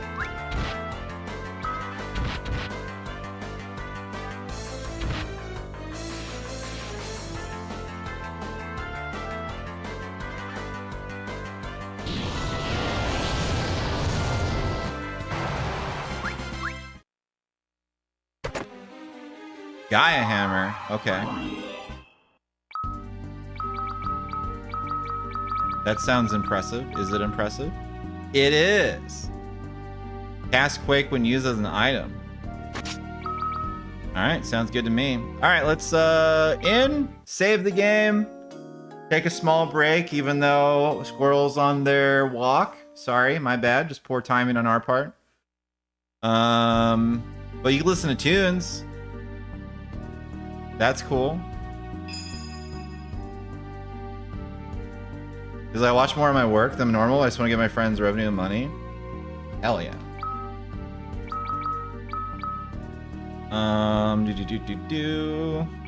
Save. All right, the ninjas are done. How do I get out of here? Start selects. No. Yes. Both triggers start select like normal.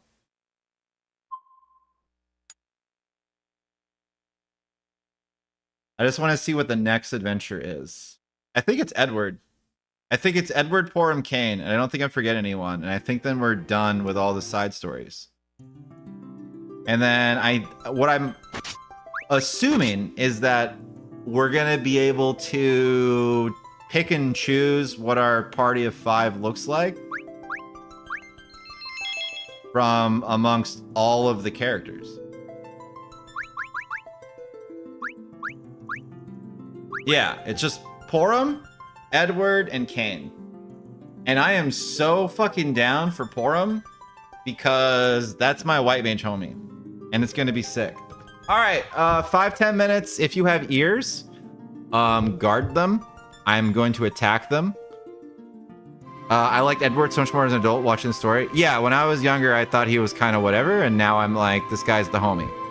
I like him quite a bit. Yep, agreed. All right.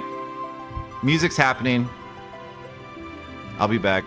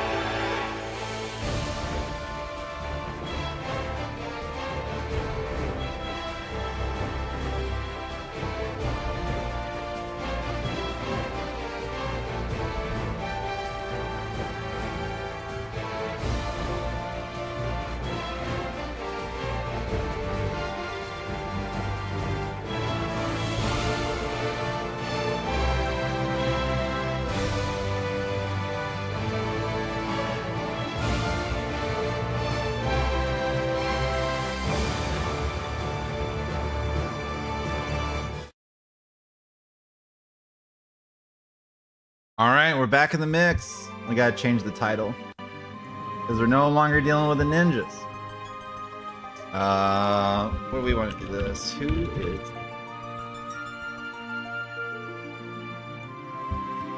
Who is the best white mage? You know, I don't know if I can change the title of YouTube while it's live. Oh, I can.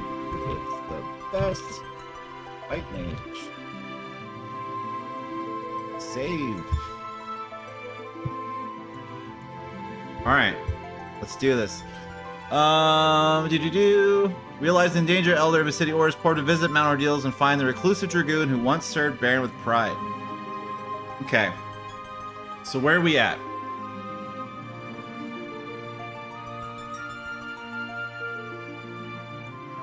Lunar well sets off from the dragon's mouth towards the new moon.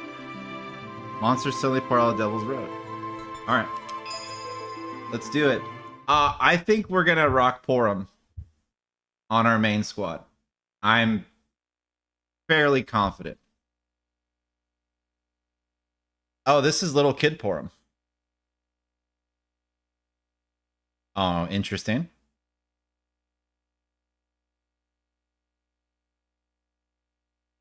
Not again.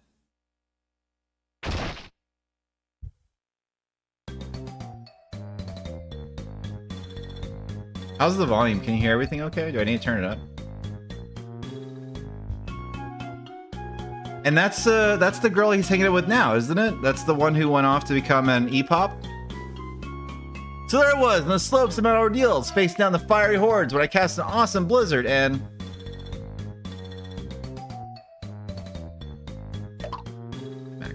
Sound is good? Hell yeah. How many times are you going to be late to training? The elder's really angry. Drag him back. How many times will it tell you the same thing before it sinks into that thick skull of yours? You have a deal of growing up to do if you ever plan to be the sort of mage Tella was. 2 more hours of spell transcription for you. Oh, not again. You've only yourself to blame, you know. Forget this. I have another stupid trading. Callum! What a troublesome one. Please allow me to go after him, Elder.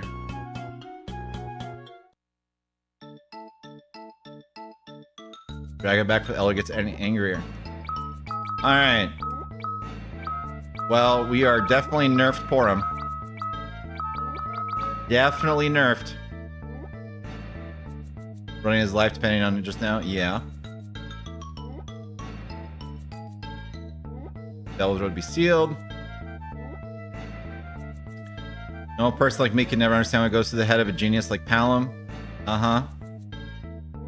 There he is. Finally, thought Palom finally started to act his age. Now I see just how wrong I was. Yes. Indubitably. Give it up, Palom. No one wants to see you. Tough for him. I'm not going to start training all over again. No way.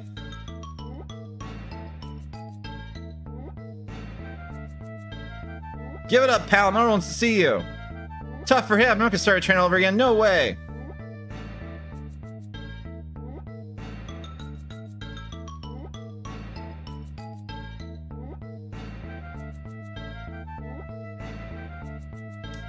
All right. This is the kind of game it's gonna be, huh?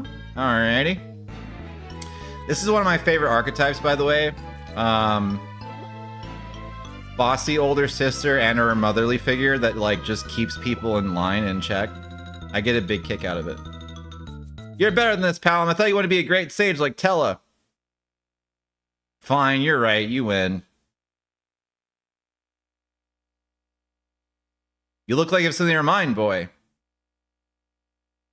Look, Elder, you may not be aware of this, but my skills have developed much more than you think. Palom. Is that so? There's nothing else here for you to learn. Is that what you're trying to say? Come on, Elder. You know just as well as I do how powerful we really are. Hold your tongue, Palom. You think so too, right, Porum? Without us, Cecil would have never made it anywhere near Mount Ordeals. We've grown so much. It's a journey we took. Haven't you realized that, Elder? I suppose you have a point. I know I do, because I'm going to become a sage, just like old man Tella. Tella, you say? Then you have a long way to go, Palom. Growth is not something gained on your own. It is a product of all the people you meet along the way, from Cecil and Tella to everyone else around you. I already know that, Elder. I don't need you to tell me. It's a simple thing to say, but I forbid you from leaving Mysidia. It is still too soon for you. Too soon? Well, when's it not going to be too soon? When you have truly understood the words I have just spoken. Can I go out and travel the world once I do? Once you do, yes. All right, I'll be out of here in a flash. That's the others better be ready for me. Hello. Are you sure you meant to tell him that, Elder? Of course. The meeting and partings one experiences in life help strengthen the self. Yes, Elder. And I'm sure you would like to hit the road yourself someday, Porum. What? It is written as your face, plain as day. Oh.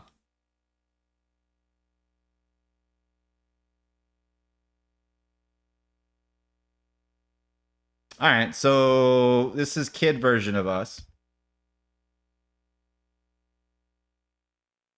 We'll see how this goes. Several years later, never mind.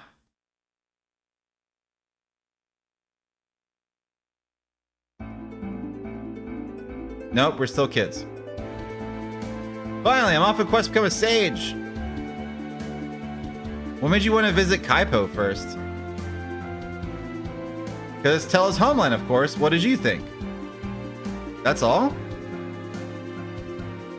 What do you mean, that's all? Don't you understand anything? Huh? The title of sage isn't something we attain, it's something that's granted to you. Yeah, that's right. I knew that. Then who do you think grants something like that to you? The Elder, right? No, the people of the world. What? Nobody's gonna call you a sage just because you learned black and white magic. You have to throw away your own wishes and ambitions, Palom, and learn to use your magic to benefit the whole world, not just yourself. It goes without saying, Porum. Are you sure you know? The plot twist is Porum becomes a sage and Palom doesn't. That's the real plot twist. Well, that's the way Tella was, wasn't it? You're right. Tella traveled around the world with the Elder himself long ago, just like we're doing right now.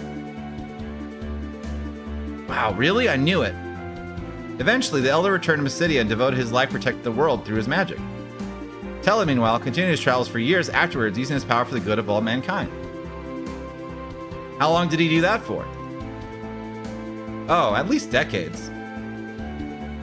Oof, that long? And at the end of his journey, he decided to settle down in Kaipo, where Anna was born. Huh, I didn't know that. Of course, it'd probably take longer for you than it did for him. Well, I'll give it a shot. I'm in this for the long haul.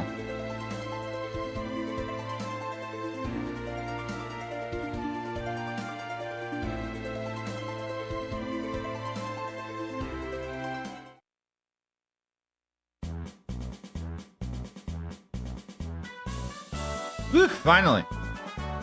What are you complaining about? You slept practically the entire way. We have a long way to Kaipo, don't we? It's the middle of this huge Damaskian desert in front of us. We should rest up while we can, you know? Convenient excuse. Alright. We are nerfed as hell. Flame Rod. Healing Staff. Casts fire when used as an item. Restores HP when used as an item. We have no items. 300 gil. We do have some spells though, so that's good.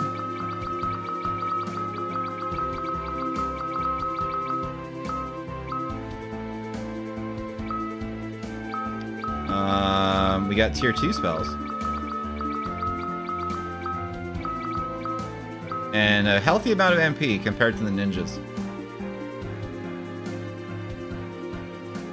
Looks like there's no random encounters. I'm just gonna save now because why not?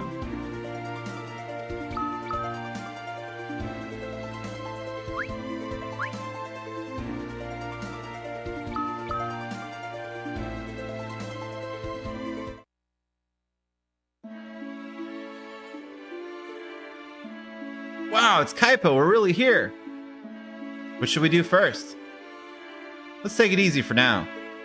But you've just spent days resting on that ship. Oh, quit complaining. What's the big deal? Only settlement. Young pair of travelers, make sure you don't come down with desert fever, okay? Roger.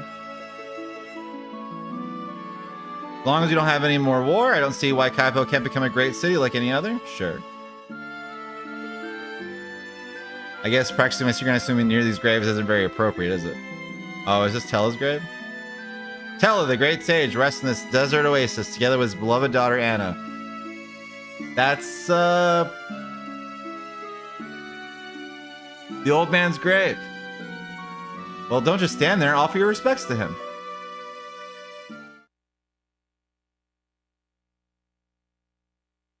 Tella, may you be happy together with Anna for all eternity. And may you guide us with your infinite wisdom, especially Palom. He really needs it. Hey, old man, guess it's been a while, hasn't it? Well, I'm finally here. I came to visit your homeland and everything. I hope you're watching over me, Tella, because someday I'm going to be so much better than you. So Tella is dead and we are level 10. Yeah, we're having like Pokemon problems.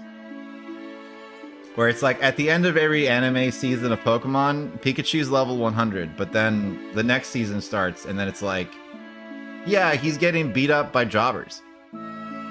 That's just how it has to be, I guess. Palom, is this why you wanted to come to Kaipo?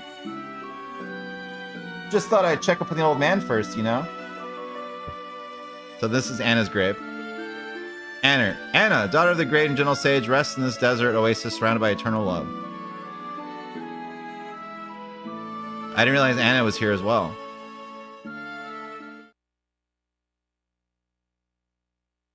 Anna, the woman Edward loved with all his heart. She must have been a nice lady. Maybe kind of like our mom. Anna, I witnessed in person the grace and profound love you possess within. May you rest in peace alongside Tella for all time. Sometimes I wonder if I too have a chance. A chance to become a woman like you, a woman who knew how to love more deeply than anyone else. What? Nothing. Right, on a training then, to the underground waterway.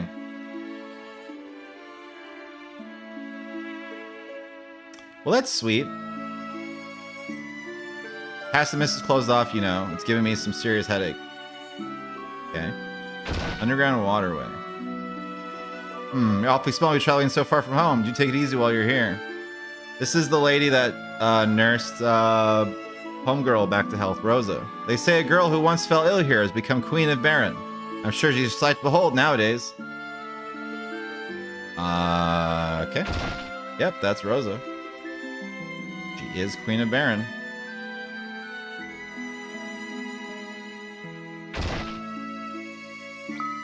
Rod, staff, bow, arrows. I like the animations.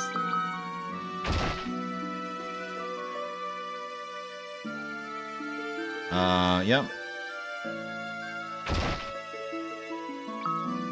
Other... yeah, I don't see anything worthwhile. Remember, has a 10-legged beast lurks inside the underground waterway. Alright. 10? 10-legged? King Edward makes regular visits to Tella and Anna's grave sites, you know. I see him there all the time. Bro, Edward's the GOAT. He's the best. I'm really excited to see if he's useful in this game, so we can maybe use him. King of Demacia erected graves for Tella and Anna right here in Kaipo. Yep. Because it'd be a real shame if he's just bad. Still. He was not useful at all in the version of the game that we played. Unfortunately. Alright, so we got some potions. We got Phoenix down. Take lots of cold liquids to drink. You got it. Kaipo's under the domain of Demacian now. Good. No matter what you do, stay away from that underground waterway. It's the northeast. We're going northeast. And the port's been completed. Any secret rooms?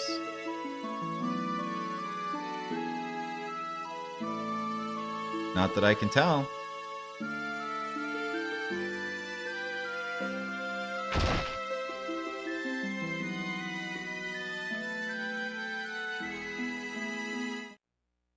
But yeah, like off the top of my head, there's a lot of cool characters. But I'm like, if you're gonna make a party of 5 based on everyone we've met so far, just like Yang, Ursula, Porum Palum, Edward. That's kind of boring, isn't it? Maybe it's not. It's kind of basic.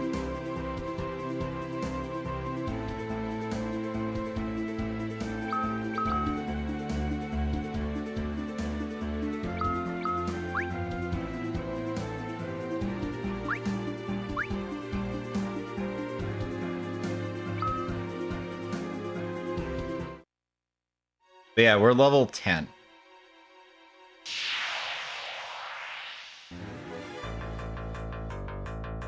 Let's see how powerful we are.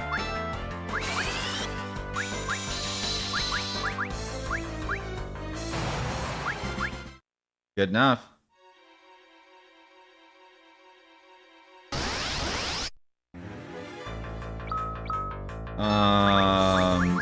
Thunder?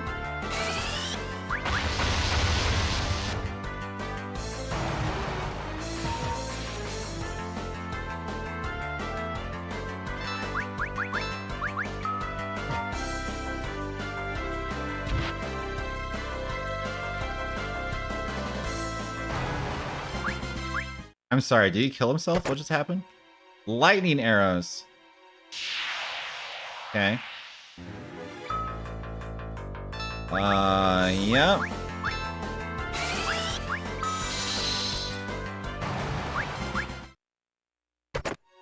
Crossbow.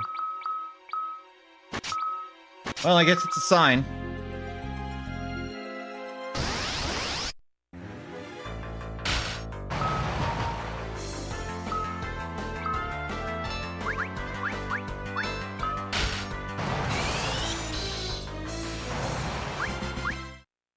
And that's if we don't get Rydia back. Dude, I forgot about Rydia. Yeah, the choices, bro, the choices.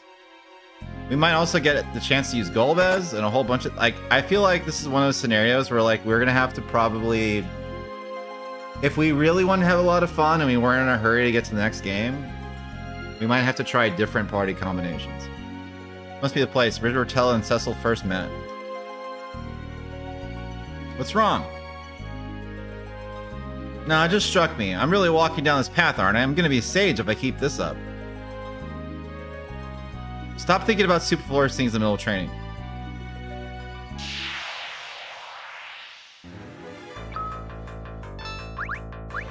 Oh, I gotta change the settings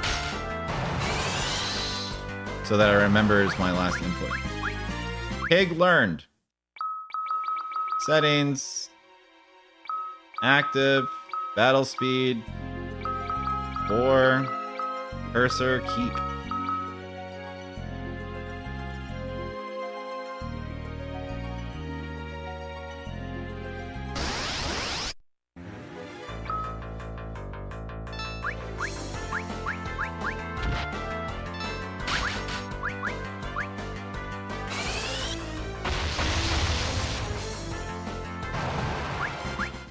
Yep, Palom's doing Palom things. Even at this low level.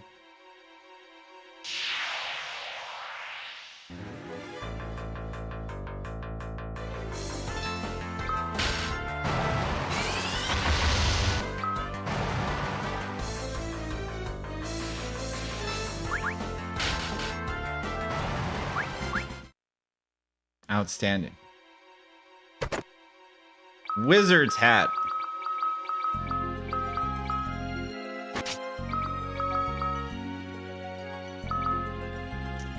Correct.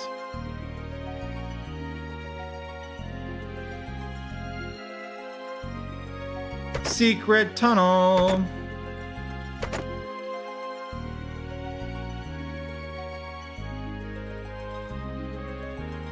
Very cool.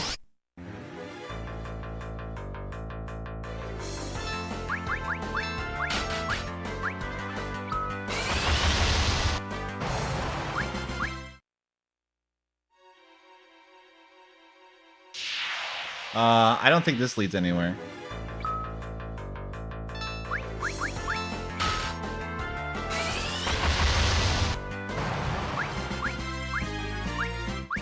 And I learned Protect, and we're level 12. Making progress.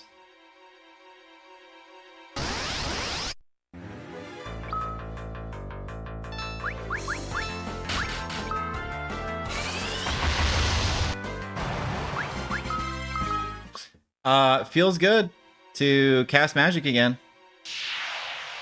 The ninja magic was really kind of not too impressive.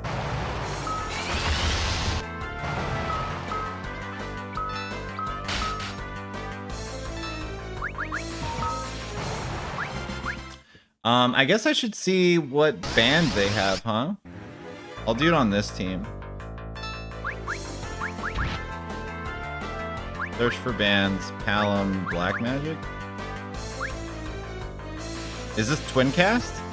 This is Twin Cast is what they had when in the base game, right?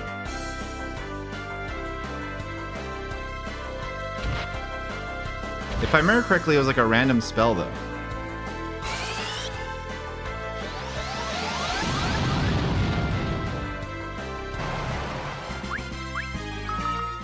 Yeah, that's probably overkill. We'll save that for later.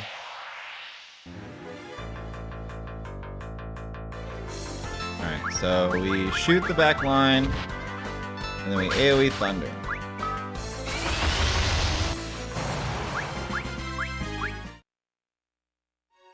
Massive wait time, yeah, looks impressive, massive wait time. It's faster just to hit him.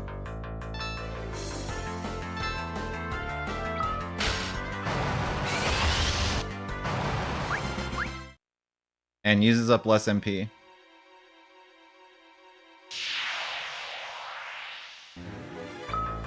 These guys should be ice.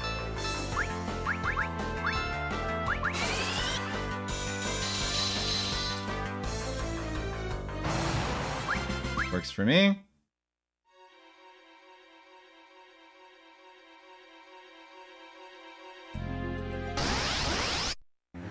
I wonder if there's gonna be a time skip.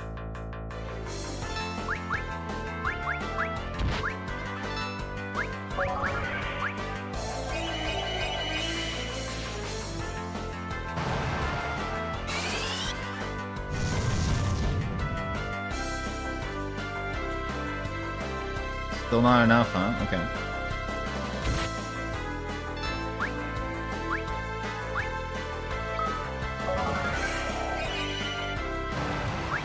Okay, that did the trick.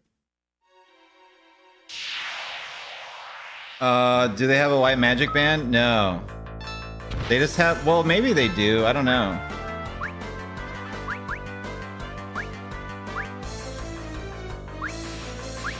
If you do it backwards, I think it's going to be the same. I think it's still going to be Twin Cast.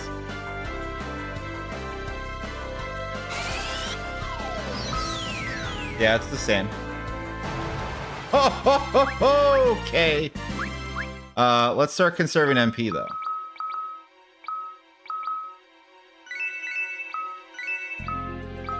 I have this one dry ether, so I gotta chill. That was fun? Yeah. Just cast Comet. No big deal.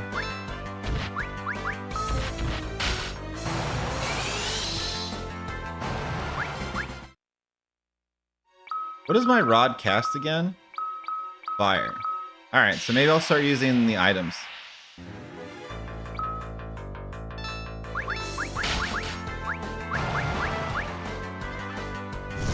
See if that helps. Yeah.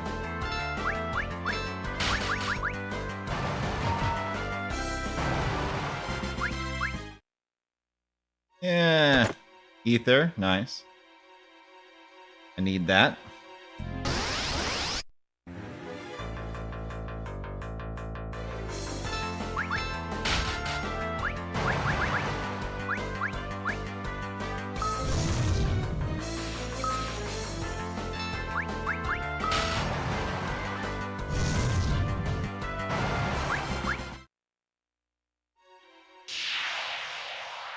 Now we know. Yeah.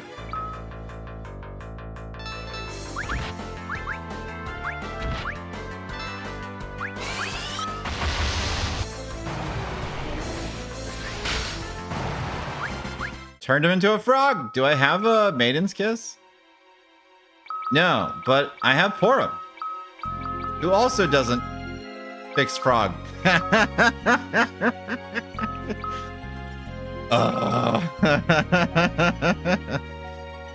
Well, how the tables have turned.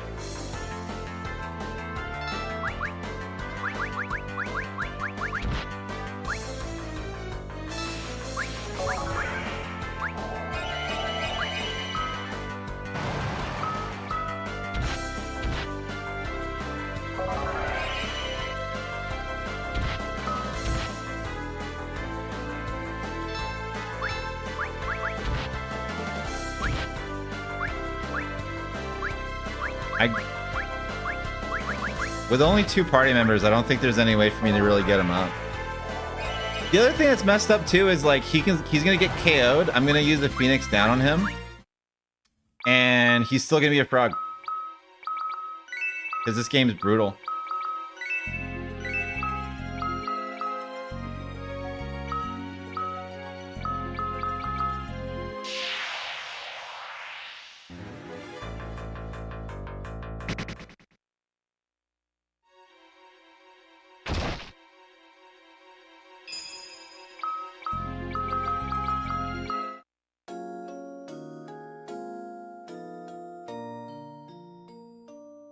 I think Tent gets rid of status effects. Thank God. Good. And they put all these frogs in here knowing that can happen? Oh, yeah. Oh, yeah. No, they know.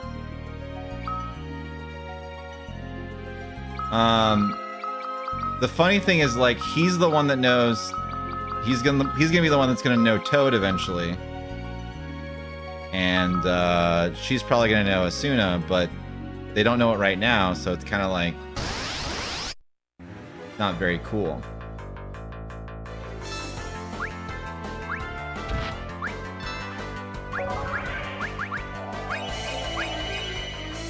So that can only be single target.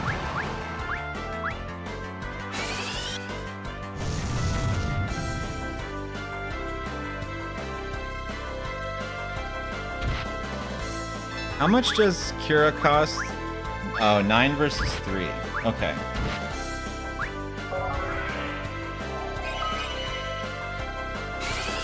But it's justifiable. Justifiable. Secret entrance or anything? No. No. No. No. No. Cool.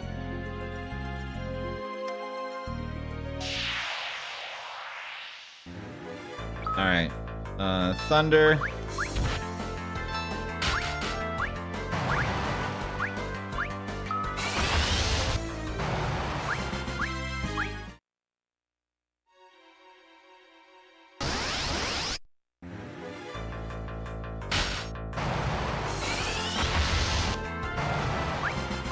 Yep.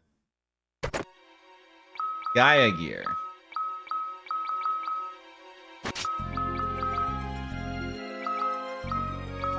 Appears to just be defense.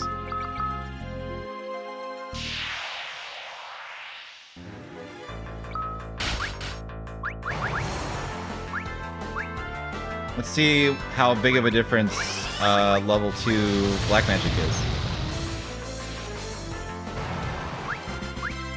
Worth it.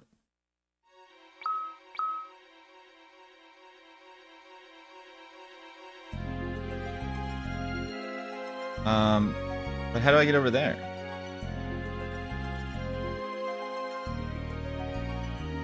Maybe it connects. Maybe I'm tripping.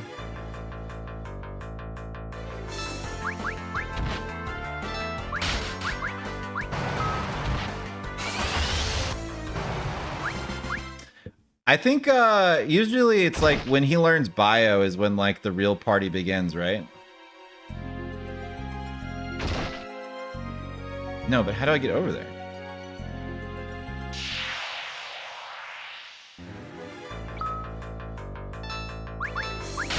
It probably loops around, but I don't want to miss anything.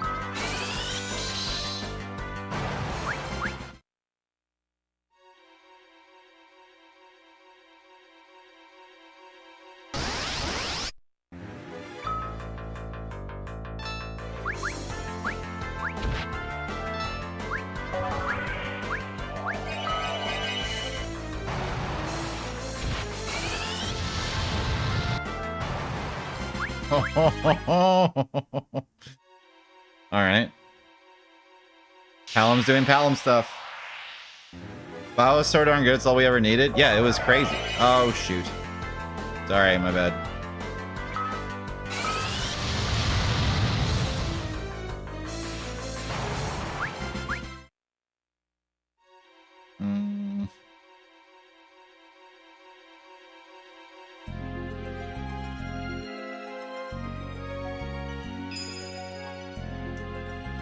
Backtracking a little bit, make sure I didn't screw this up.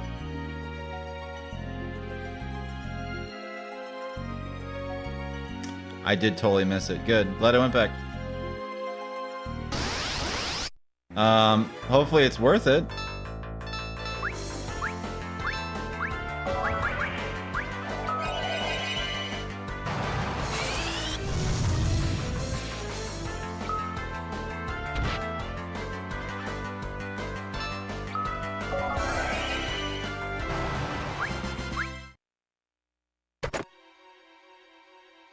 It's the Maiden's Kiss. Yep. It's the thing we needed earlier. Yep. Makes sense. Checks out. Mm-hmm.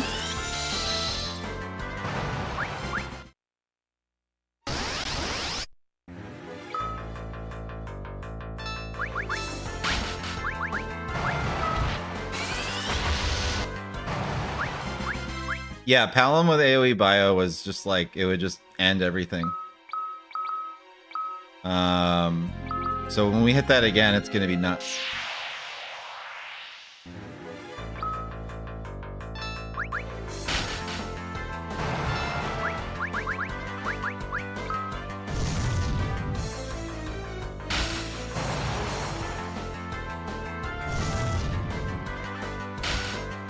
I could have done a little better, but it's fine.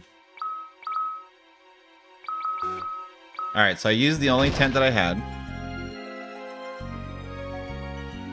I have 2 ethers. Just gotta take it easy. Make sure I'm not overusing stuff. Like, I think the frogs, we can just save MP on. Anything that Porum can one-shot with the bow and arrow is like, probably is gonna be fine. Preemptive strike. This looks like a thunder thing.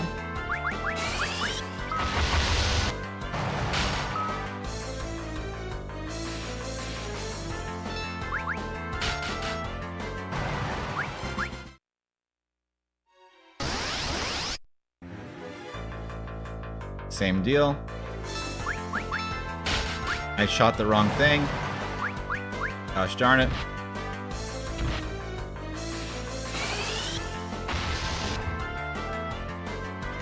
Oh, it's not even weak to thunder.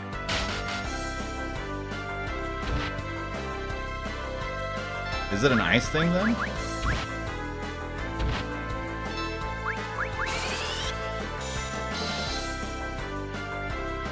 Yeah, it's an ice thing. Maybe I'll try AoE ice next time then. Moderate. Small. Okay. Tent. Neat. Thunder Rod. Great. Now we have options.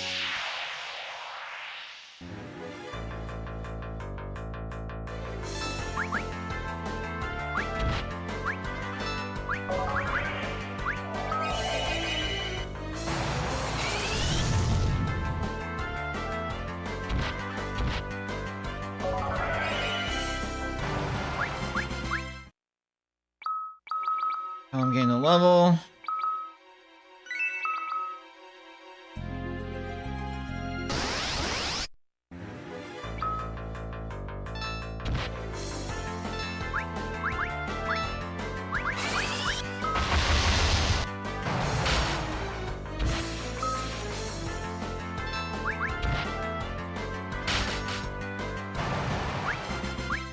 I hit pretty hard. What's that about?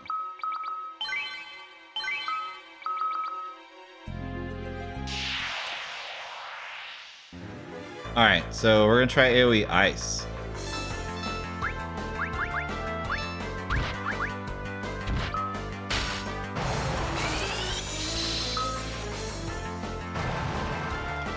Nah, not necessary. Do single target ice on the guy in the back.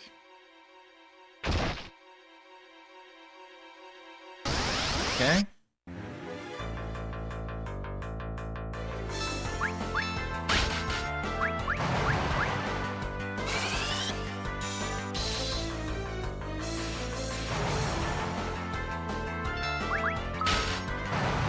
Yeah, because that's what we were talking about with Dissidia, where we're like, AoE Bio with Palam's like the best thing ever, but they gave him Blizzard in Dissidia, and it's just like, if they gave him Bio, it would have made way more sense. Because that's all you're using to clear rooms. It's just like, oh yeah, Bio. No one really seems to resist it. Use it constantly.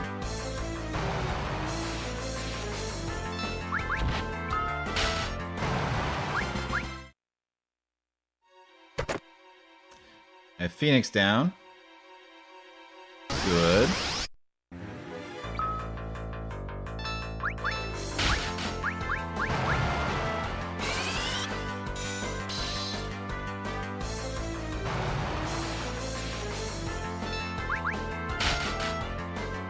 Critical hit.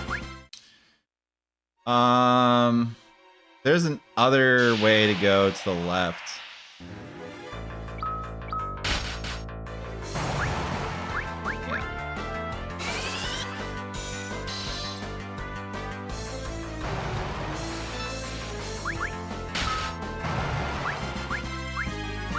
Learned Berserk.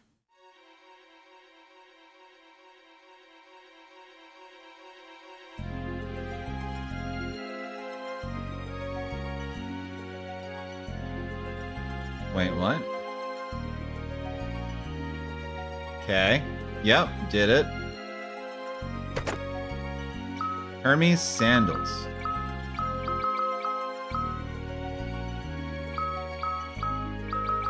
Oh, that's an item to give haste. That's not an actual equipment. Yeah. Shoes the same effect as haste. Gotcha. I guess you use that on Porum and let her cook.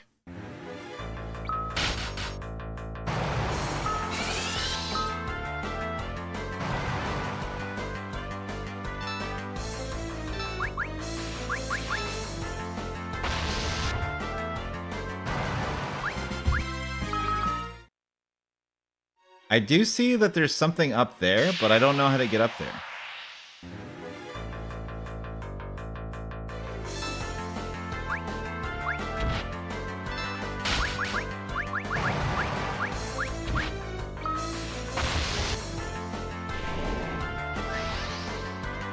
Oh, yeah. Okay, so he can't cast magic, but he can use the item?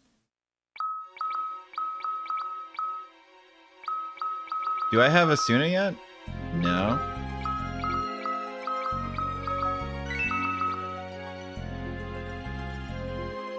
Yeah, I don't know how to get up there. Maybe I'm not supposed to.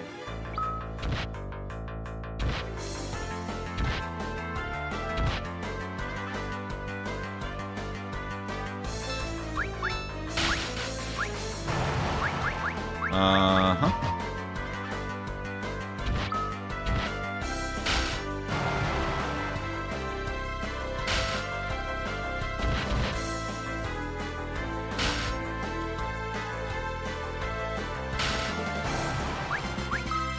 Yeah, I can get through that entire fight without using magic.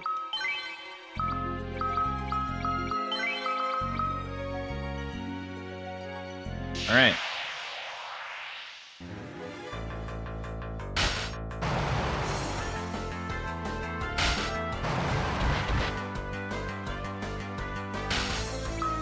Although for Palom, I'm better off trying to use the Thunder Rod still, I think.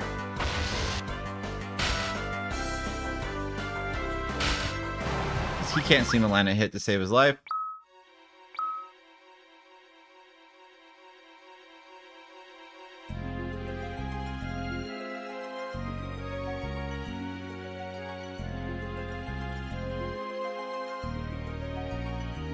This isn't the place where all the doors were monsters, was it?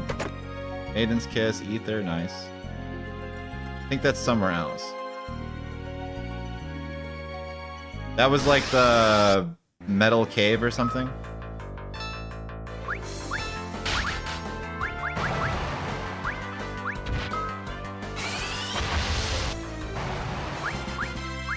Paling me in the level.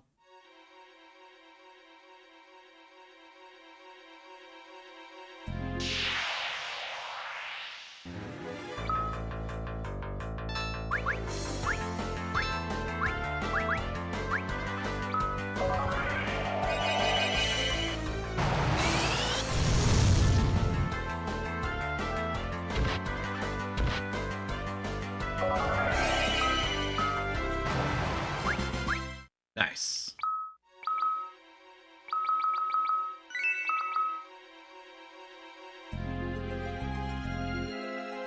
We're at the exit already? Not just yet. What? Can't you feel it? The presence of a monster nearby. A big one. Oh, yes, now that you mention it. Things are about to get serious. We'd better get some rest once we're back above ground. You've got that right. Cottage. Unicorn horn. What is that doing? It's like a pseudo Asuna, but it doesn't completely heal. Got it. Was that everything I needed to do in here? It might have been.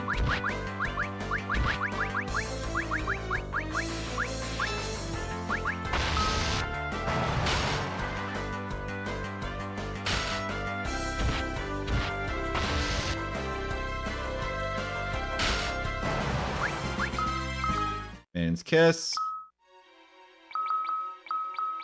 Let me cure my brother and myself.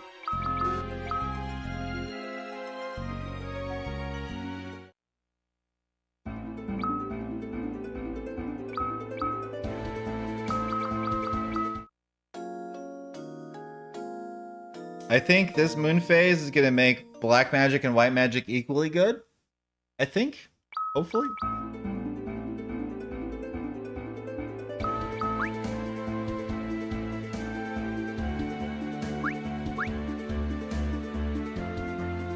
Alright, let's go fight this 10-legged monster.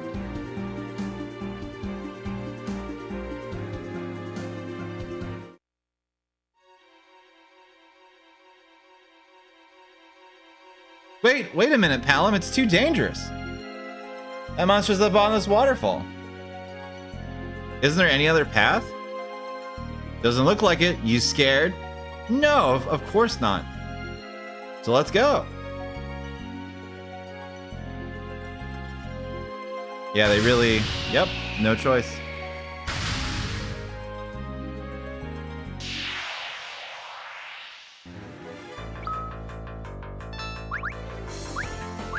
Yep, magic seems to be equally effective. Except black magic seems to be better. Nice too.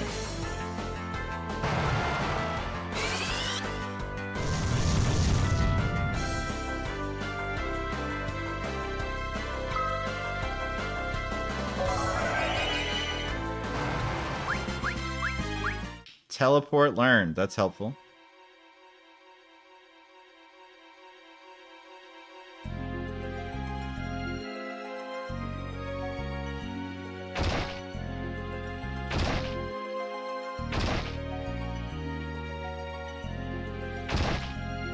Underground lake. Is this a new zone? Maybe not. I feel like this is like Antlion Den territory though, right? Oh, shoot. I'm gonna shoot that tiny mage in the back.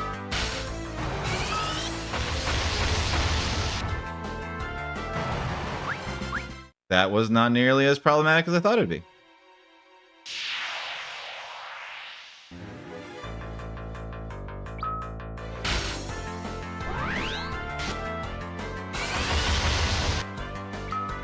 Oh. Oh no, and he's taking my MP?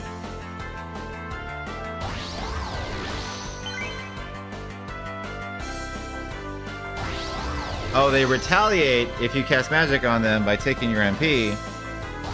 And they paralyzed my only damage dealer.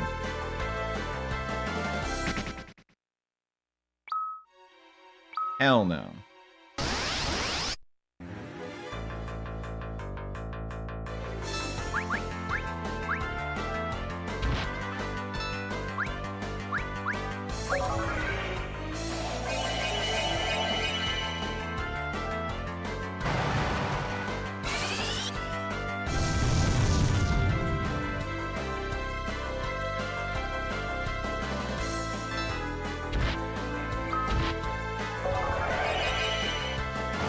Good enough. Now we know warp, we know teleport. We have escape plans.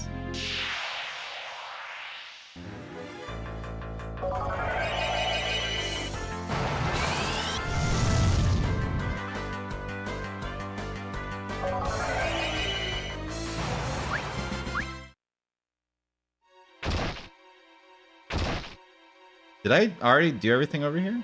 No, I didn't go down here. Ether, yeah.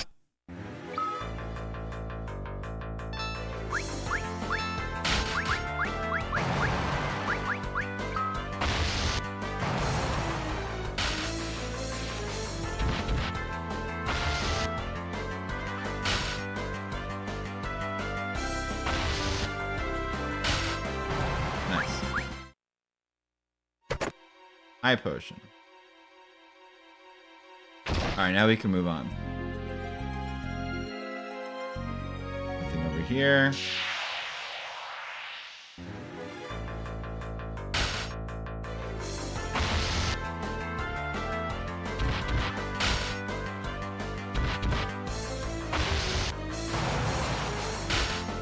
They attack twice, but they don't hit very hard, so this is working out just fine.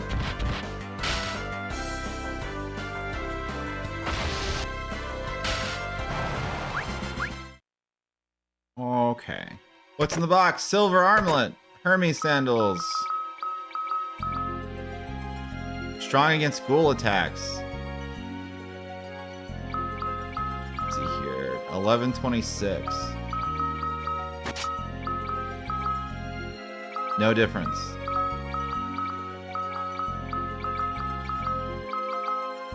Just give her all the defense.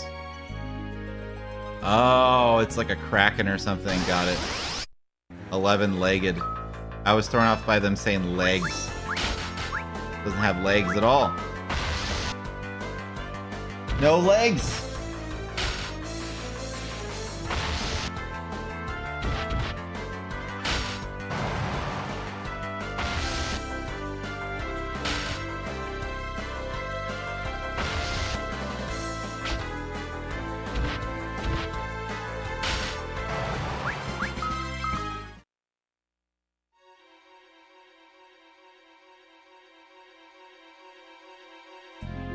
All right, I'm just gonna go nuts. I'm gonna get crazy. That's my plan. Yeah. Just top us off real quick just to get a good start. I can do Berserk. And if I remember correctly, casting slow is like the shit. Here goes my first test of the Path of Sagehood. Don't let your guard down. I know, I know.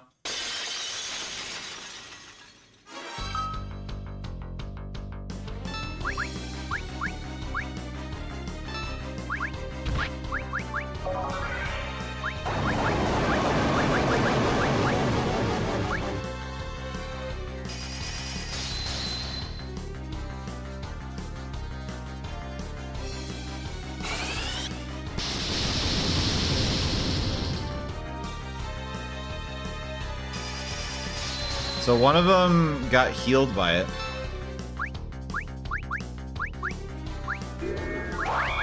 It doesn't look like they're going to do physical attacks.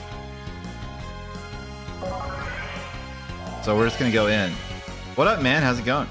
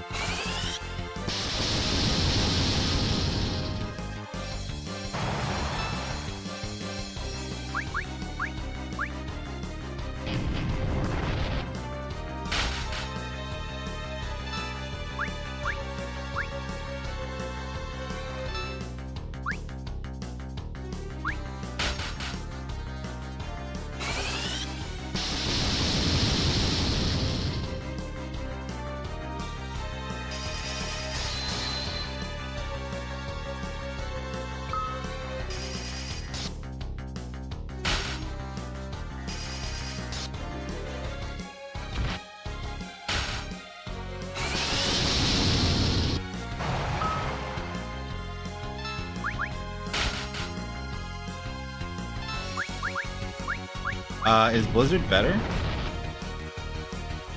Am I supposed to hit the legs? I'm so confused. It's time to heal though.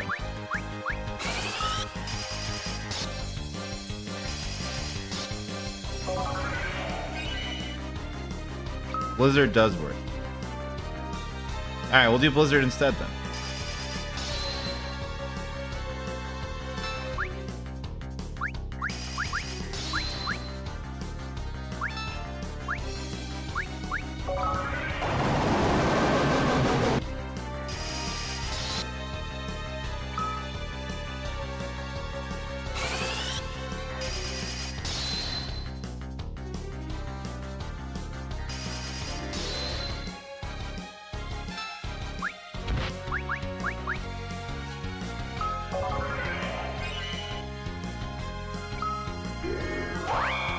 I could use an ether on Palom.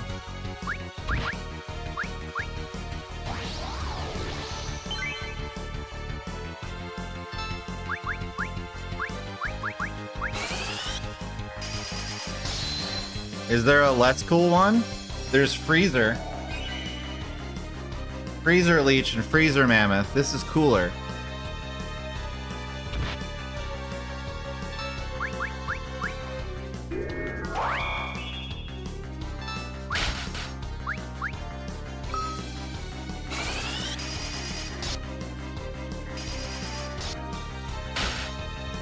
I hope I'm doing this right.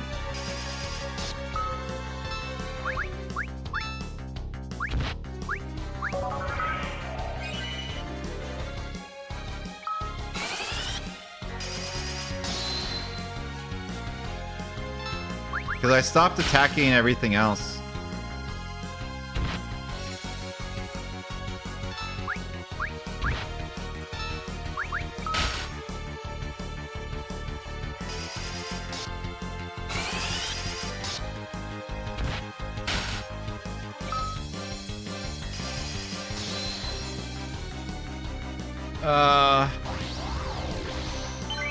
We're low on resources.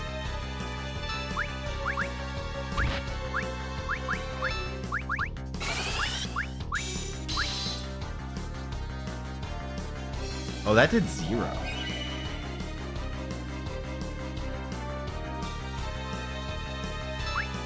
So maybe there's a better plan.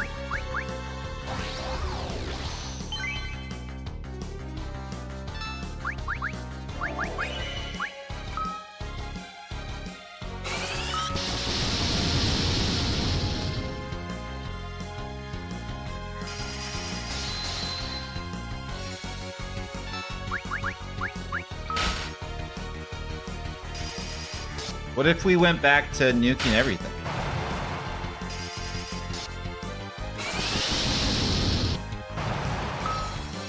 Regenerate. Am I not supposed to kill everything? It's just a smug ass pick for Palom? Oh yeah, it's great. It really captures him.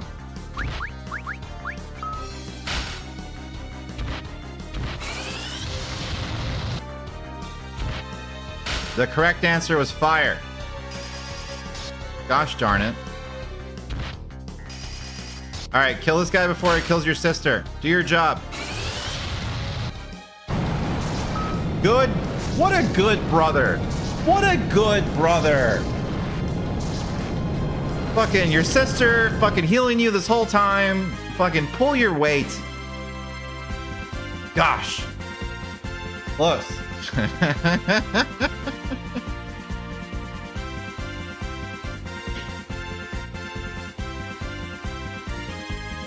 Wasn't expecting fire to be the thing that worked while we're surrounded by water, but all right.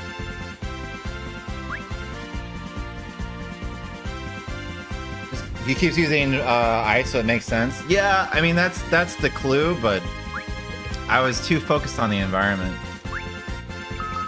I'm a dum-dum. It's cool. We got there eventually, though. So much for Sage Trial number 1. Ouch. What was that for? You had your eyes on that monster from the start, didn't you? You knew Tella had problems with it, and you wanted to test your mettle on it for yourself. Yeah, something like that. What now? Like, was my first guess too? Yeah, that was the first way we went. Because it worked on the tentacles, I was like, obviously this works. Gosh, boy, pull your weight. I mean, he did. He came through. It's really the kind of thinking a sage would have, pal. Of course. Maybe you should think a little bit more about how to use your magic. Well? Yeah.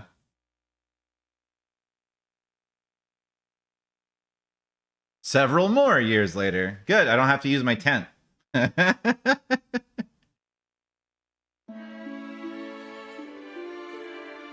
All right, so now we're older teenagers / young adults. Where did Palom run off to this time? And we have the same problem. Our first trip to Mist in years, and he decides to pull a no-show on me. And now look who's here. Who is here? Sid? Hell yeah. Porum, that you? Yow! You've completely grown up on me, girl. Sorry to keep you waiting, didn't mean to. Oh, not at all. I should be the one thanking you. Preparing an airship for us and everything. Actually, you're the one helping me out here. I just upgraded the Falcon, you see. I needed to test a flight or two anyway. I suppose he's not coming. No, it's nothing. Thanks again. So, we're headed for Mist? That's right. Oh, wait till you see Rydia. She's more beautiful than ever, you know? I'm sure she is. It's been quite a few years since we last met. You'd certainly give her a run for her money, though, Porum.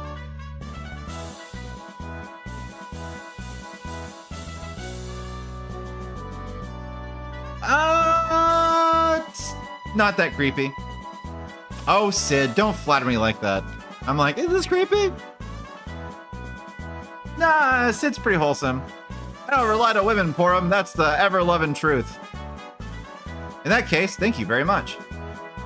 Ready to go then, my dear? The Falcon's a dream to ride on now. The upgrade's really done the trick this time. So we're just leaving Palom. All right.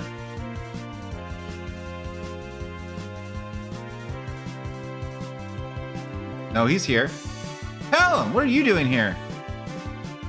What, am I supposed to report every little detail of my life to you? You like how his photo is like still mostly the same?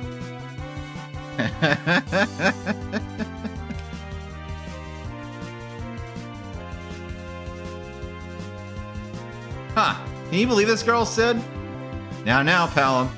You really ought to treat the women in your life better, you know, like I do. I would happily, if the woman in question didn't spend all day giving me lip. It's not creepy, but I think Sid would say the same thing to his own daughter without any thought. Yeah. That's what I was like, what's the what's the level of weird on this? And I'm like, not that weird. He's like Santa. It's whatever. It's fine. It's pretty. You're a pretty girl. Gritty is pretty. You're both pretty. All right, whatever. Got it. How long has Palin been aboard the Falcon, Sid? He paid me a visit over in Barron, actually. What? Palin, you crossed the Devil's Road in a Barron? Is there something wrong with that? You can't just go through the Devil's Road without telling anyone, Palin. What if something happened to you in there? Then what? Yeah. What are you, my mother now? Yes. Effectively, since we've met them, yes. Hey now, I know you're a rebellious teenager and all, Palin, but come on. Has nothing to do with that. So I guess two of you are really growing up, aren't you?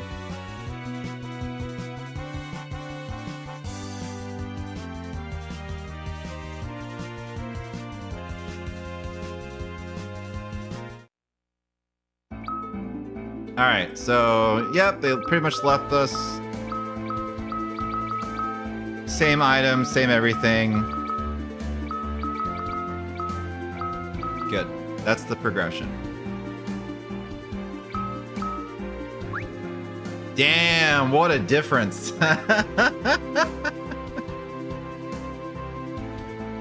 What a difference.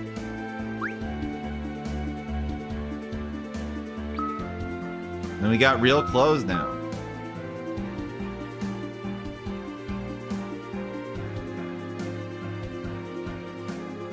Yeah, it's like one of the first times I think I've seen something like that dramatic. Same spots and everything. It's like, oh, okay.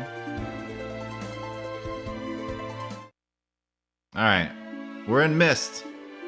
Welcome to Mist, the village of summoners. Rebuilt. There used to be a great many summoners in the world, but I fear the art has mostly been lost now. Thanks, Cecil.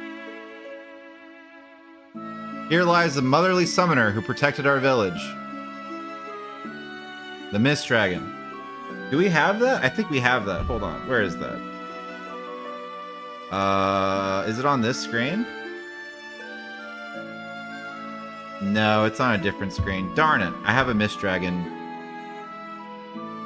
JPEG ready to roll. Alright, that's where it is. Mom's grave. And this is Rydia's house.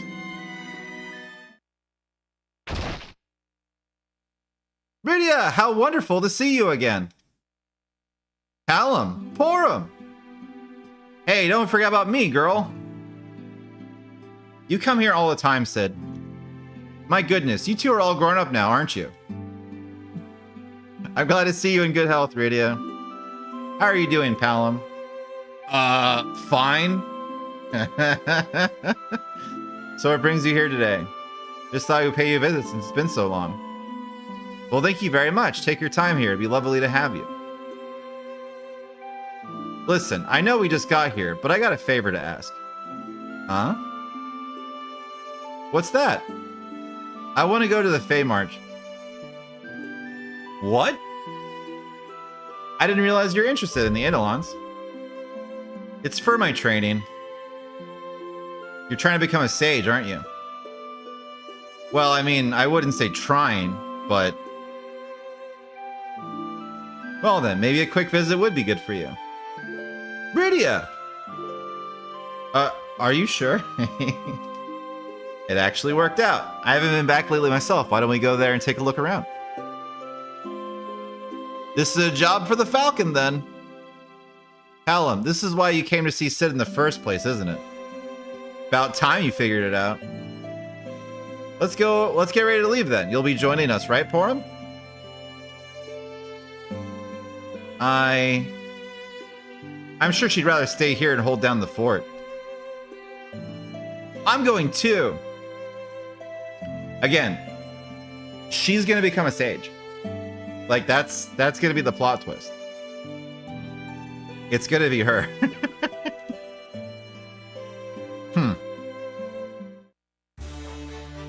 Summoner Rydia has joined the party, and this is before the attack. Which means...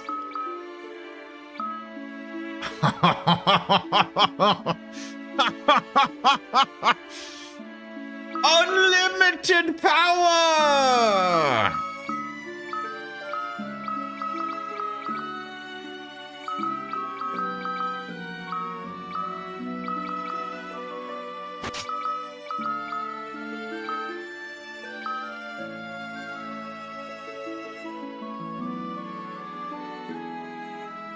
What?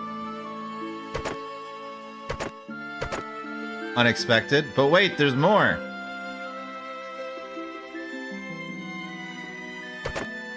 Soma drop. That's like MP or HP or something. What could they possibly throw that makes this challenge now? Like, I'm sure there's something, but like, this is like the goated Magic squad. Like, how do you... They just have to hit really hard. Or silence us, be immune to magic. Blood Feast? Oh no, not Blood Feast. Oh shit. Not the head bite. Alright, what do we got for weapons?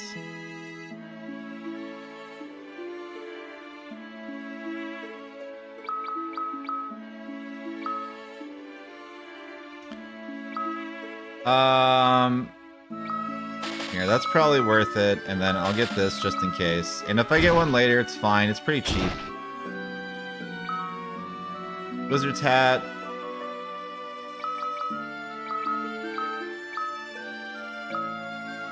I gotta see what this does to her. She has 27 spirit.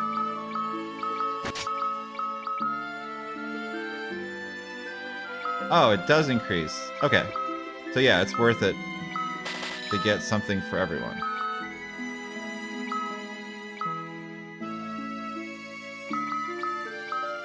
Like, might as well, right?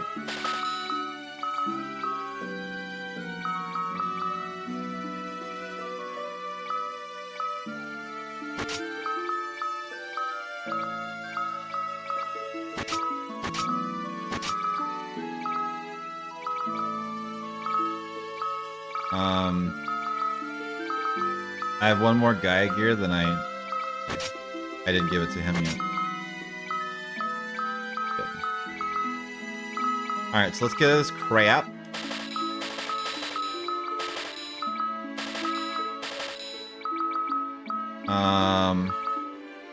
Yeah.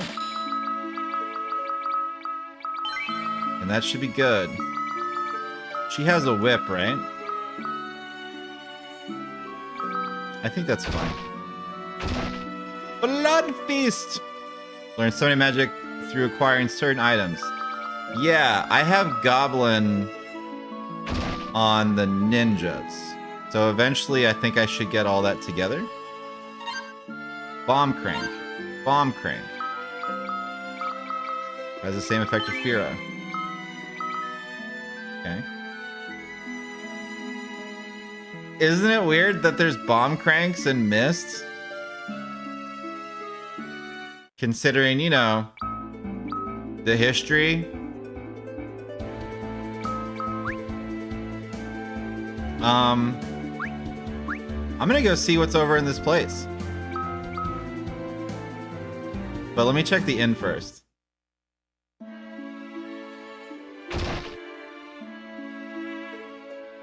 There is nothing going on in here.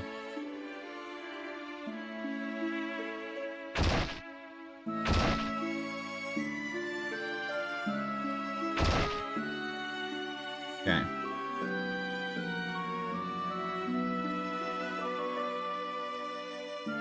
Thanks to Radio Cecil, that young man who sneaks in here sometimes. Couldn't help but feel more secure now. Yeah, Edge is sweet on radio. Like, big time. Alright, let's check out if we can go in this cave, just for exploration purposes.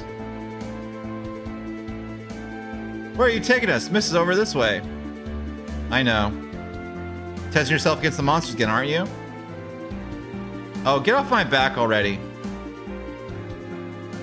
I just noticed that Sid's not in the party. And I don't think they're gonna let me go in there.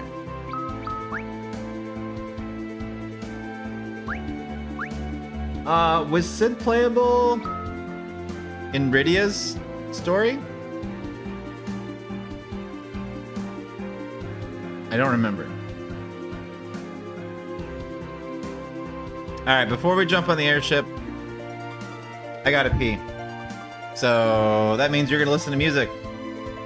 And I'll be back in 5. Be back! Hey, if you have ears, watch out for sound. It's happening.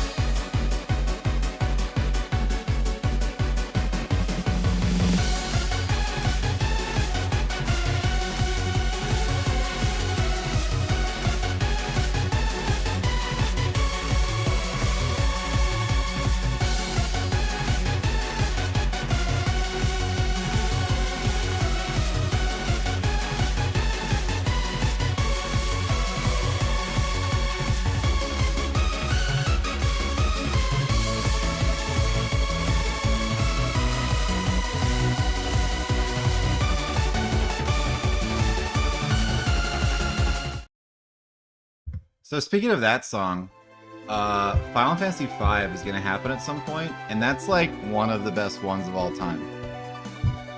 That game is amazing. Final Fantasy V is like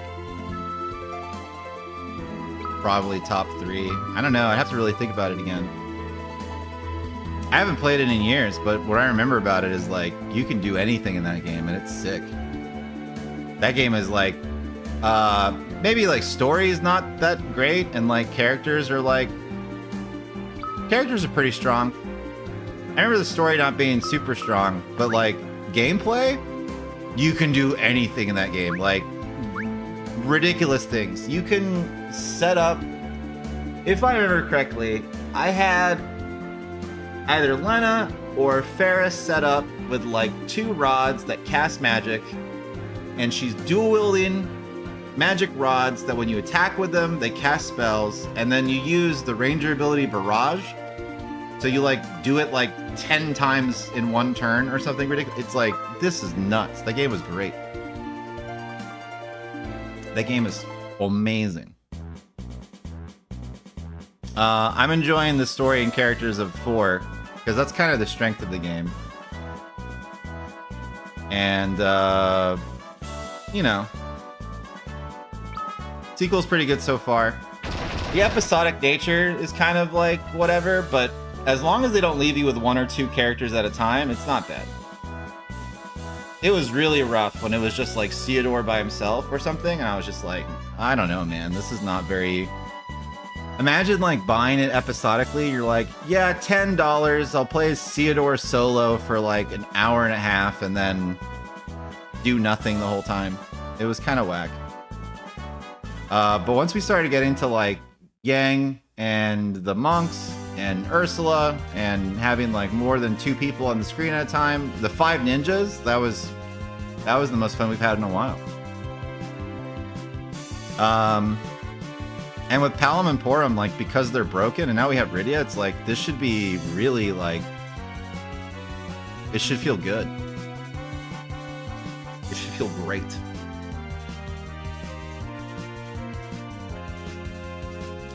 Sid, would you mind if we stop by the Dwarven Castle? No problem, my dear. I was just thinking about that myself. We'll get to see Luca again, Palom. I'm not really looking forward to that. Oh? Really now? What's his deal?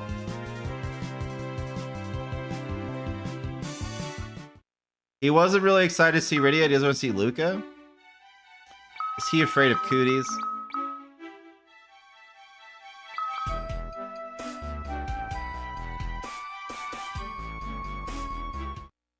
I think that might be his deal. Lally ho!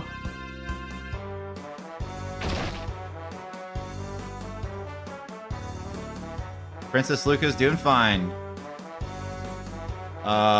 Maybe I can buy some stuff while I'm here. That's the inn. Alright, hold on. Tents are good. Don't I have Poisana? I don't yet.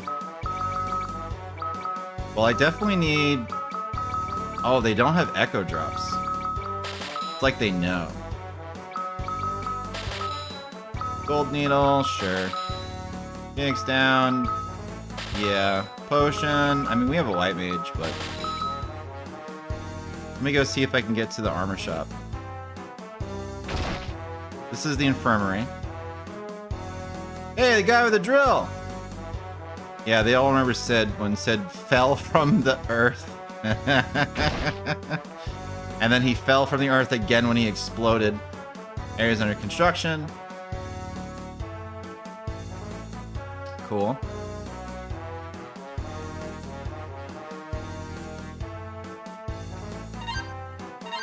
Nice. Nice. Echo herbs. Nice. Alright, this is the... Nothing new. Got it. Same here. Same here. Nothing new. Cool. I saw some weirdos leave the pub. They were carrying some luggage and complaining about a lack of sleep. Those weirdos stay up every night working. Ooh. High push. Oh, we gotta do the same thing again where we like loot everything. Take good care of your equipment. Okay.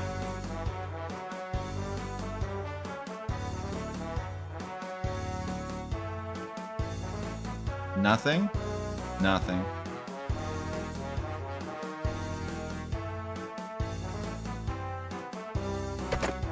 Bronze hourglass.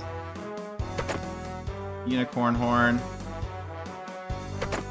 Ether.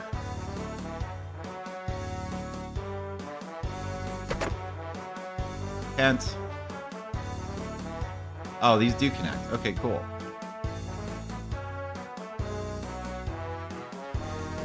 Got it. Was there anything else? I guess that's it.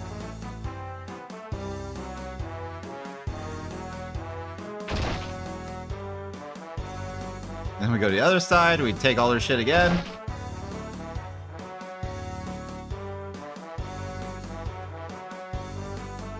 Take good care of your equipment. All right. I love smithing again. That feels like forever ago. We are not making good progress. Spider silk. Dry ether. Spider silk should be a stronger version of slow. Cottage.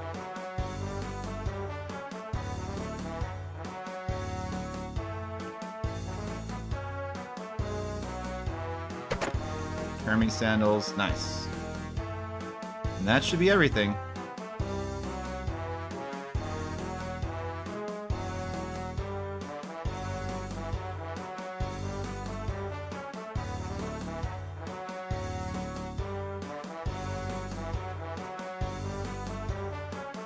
All right, cool. Let's go see the princess now. Now that we've looted their castle. Sid, well, well, well. I haven't seen you in a dog's age, King Giot. How are you doing? I'm fit as a fiddle, Rydia. And who would this pair be? It's good to see you again, Your Highness. I'm Porum of Mysidia. And I'm Palom. My, how I could not have known. You've grown so much, both of you. Are they here? Luca! Palom and Porum, Sid too. It's great to see you, Luca. I like Luca too. She's cool, but she didn't really do anything. Yo. Yeah, he's afraid of girls. Got it. You managed to become a stylish little lady since I last saw you. Do you like it? I was never a fan of dwarven fashion, really. So what brings all of you here? Well, we're hoping that Rydia could take us to the Fey March. It's part of my sage training. Is it now? Well, I appreciate you paying us a visit then. Feel free to stop by anytime you please. You are family to every dwarf in the underworld. We'd better get going. What? You're leaving already? That visor always kills me? Yeah, the sideways visor. How rude of you, Palom. We just came to say hello, Porum. We'll come back soon, Luca. I'll go with you. Hey now. Hey, let's not get carried away. You don't mind, do you, Father? I want to ride on Sid's airship. Luca, I don't want you getting in their way. Ah, interested in my airship, are you? I expect nothing less from the Dwarven Princess. So it's okay? Sure, but only as far as the passage of Eidolons, okay? Woohoo! So she's not allowed into Feymark, but the other two are? Alright. I tell you, all this child talks about is you guys, and you wouldn't believe how she goes on about hey, whoa! Alright, you don't know what you're talking about, Dad. Settle down, I told you don't want to cause you any trouble.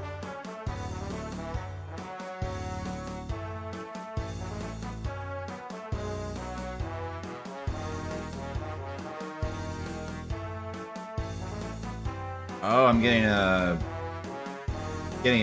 dinner. The lady's bringing home food.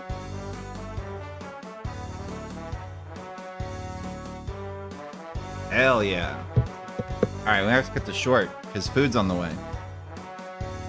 All right. That changes everything. I took a break at the wrong time then. I was willing to go for like another hour.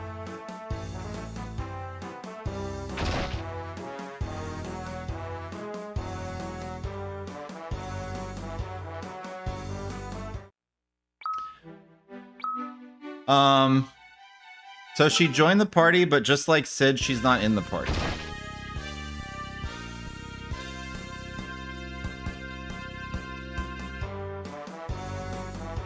So, all right.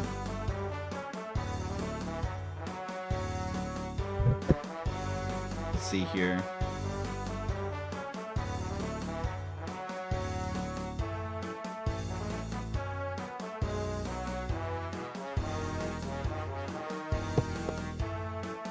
Alrighty. Let's pick this up on Monday, assuming that the world works out for me and everything goes well. We were able to get level 40 on our ninjas. We got Palom, Rydia, and Porum together. Things are going pretty well. We're gonna go to Feymark. I'm sure Palom's gonna screw something up and offend Leviathan and Asura. I'm sure of it. But this is a good stop for us. And then I get to have chow with my wifey. This is tight. Excited. Yeah, so we'll come back. We'll finish this. After this, we have the Edward storyline, and then Kane, and then I imagine a like actual ending where they all converge, and then we probably get to pick our party. I'm assuming, and then we get to go actually save the world. So yeah, good work today. We did the thing. Got a lot of cool items for our ninjas that we might never use again. I am also assuming that like all of the items will converge together. So we'll see how it goes.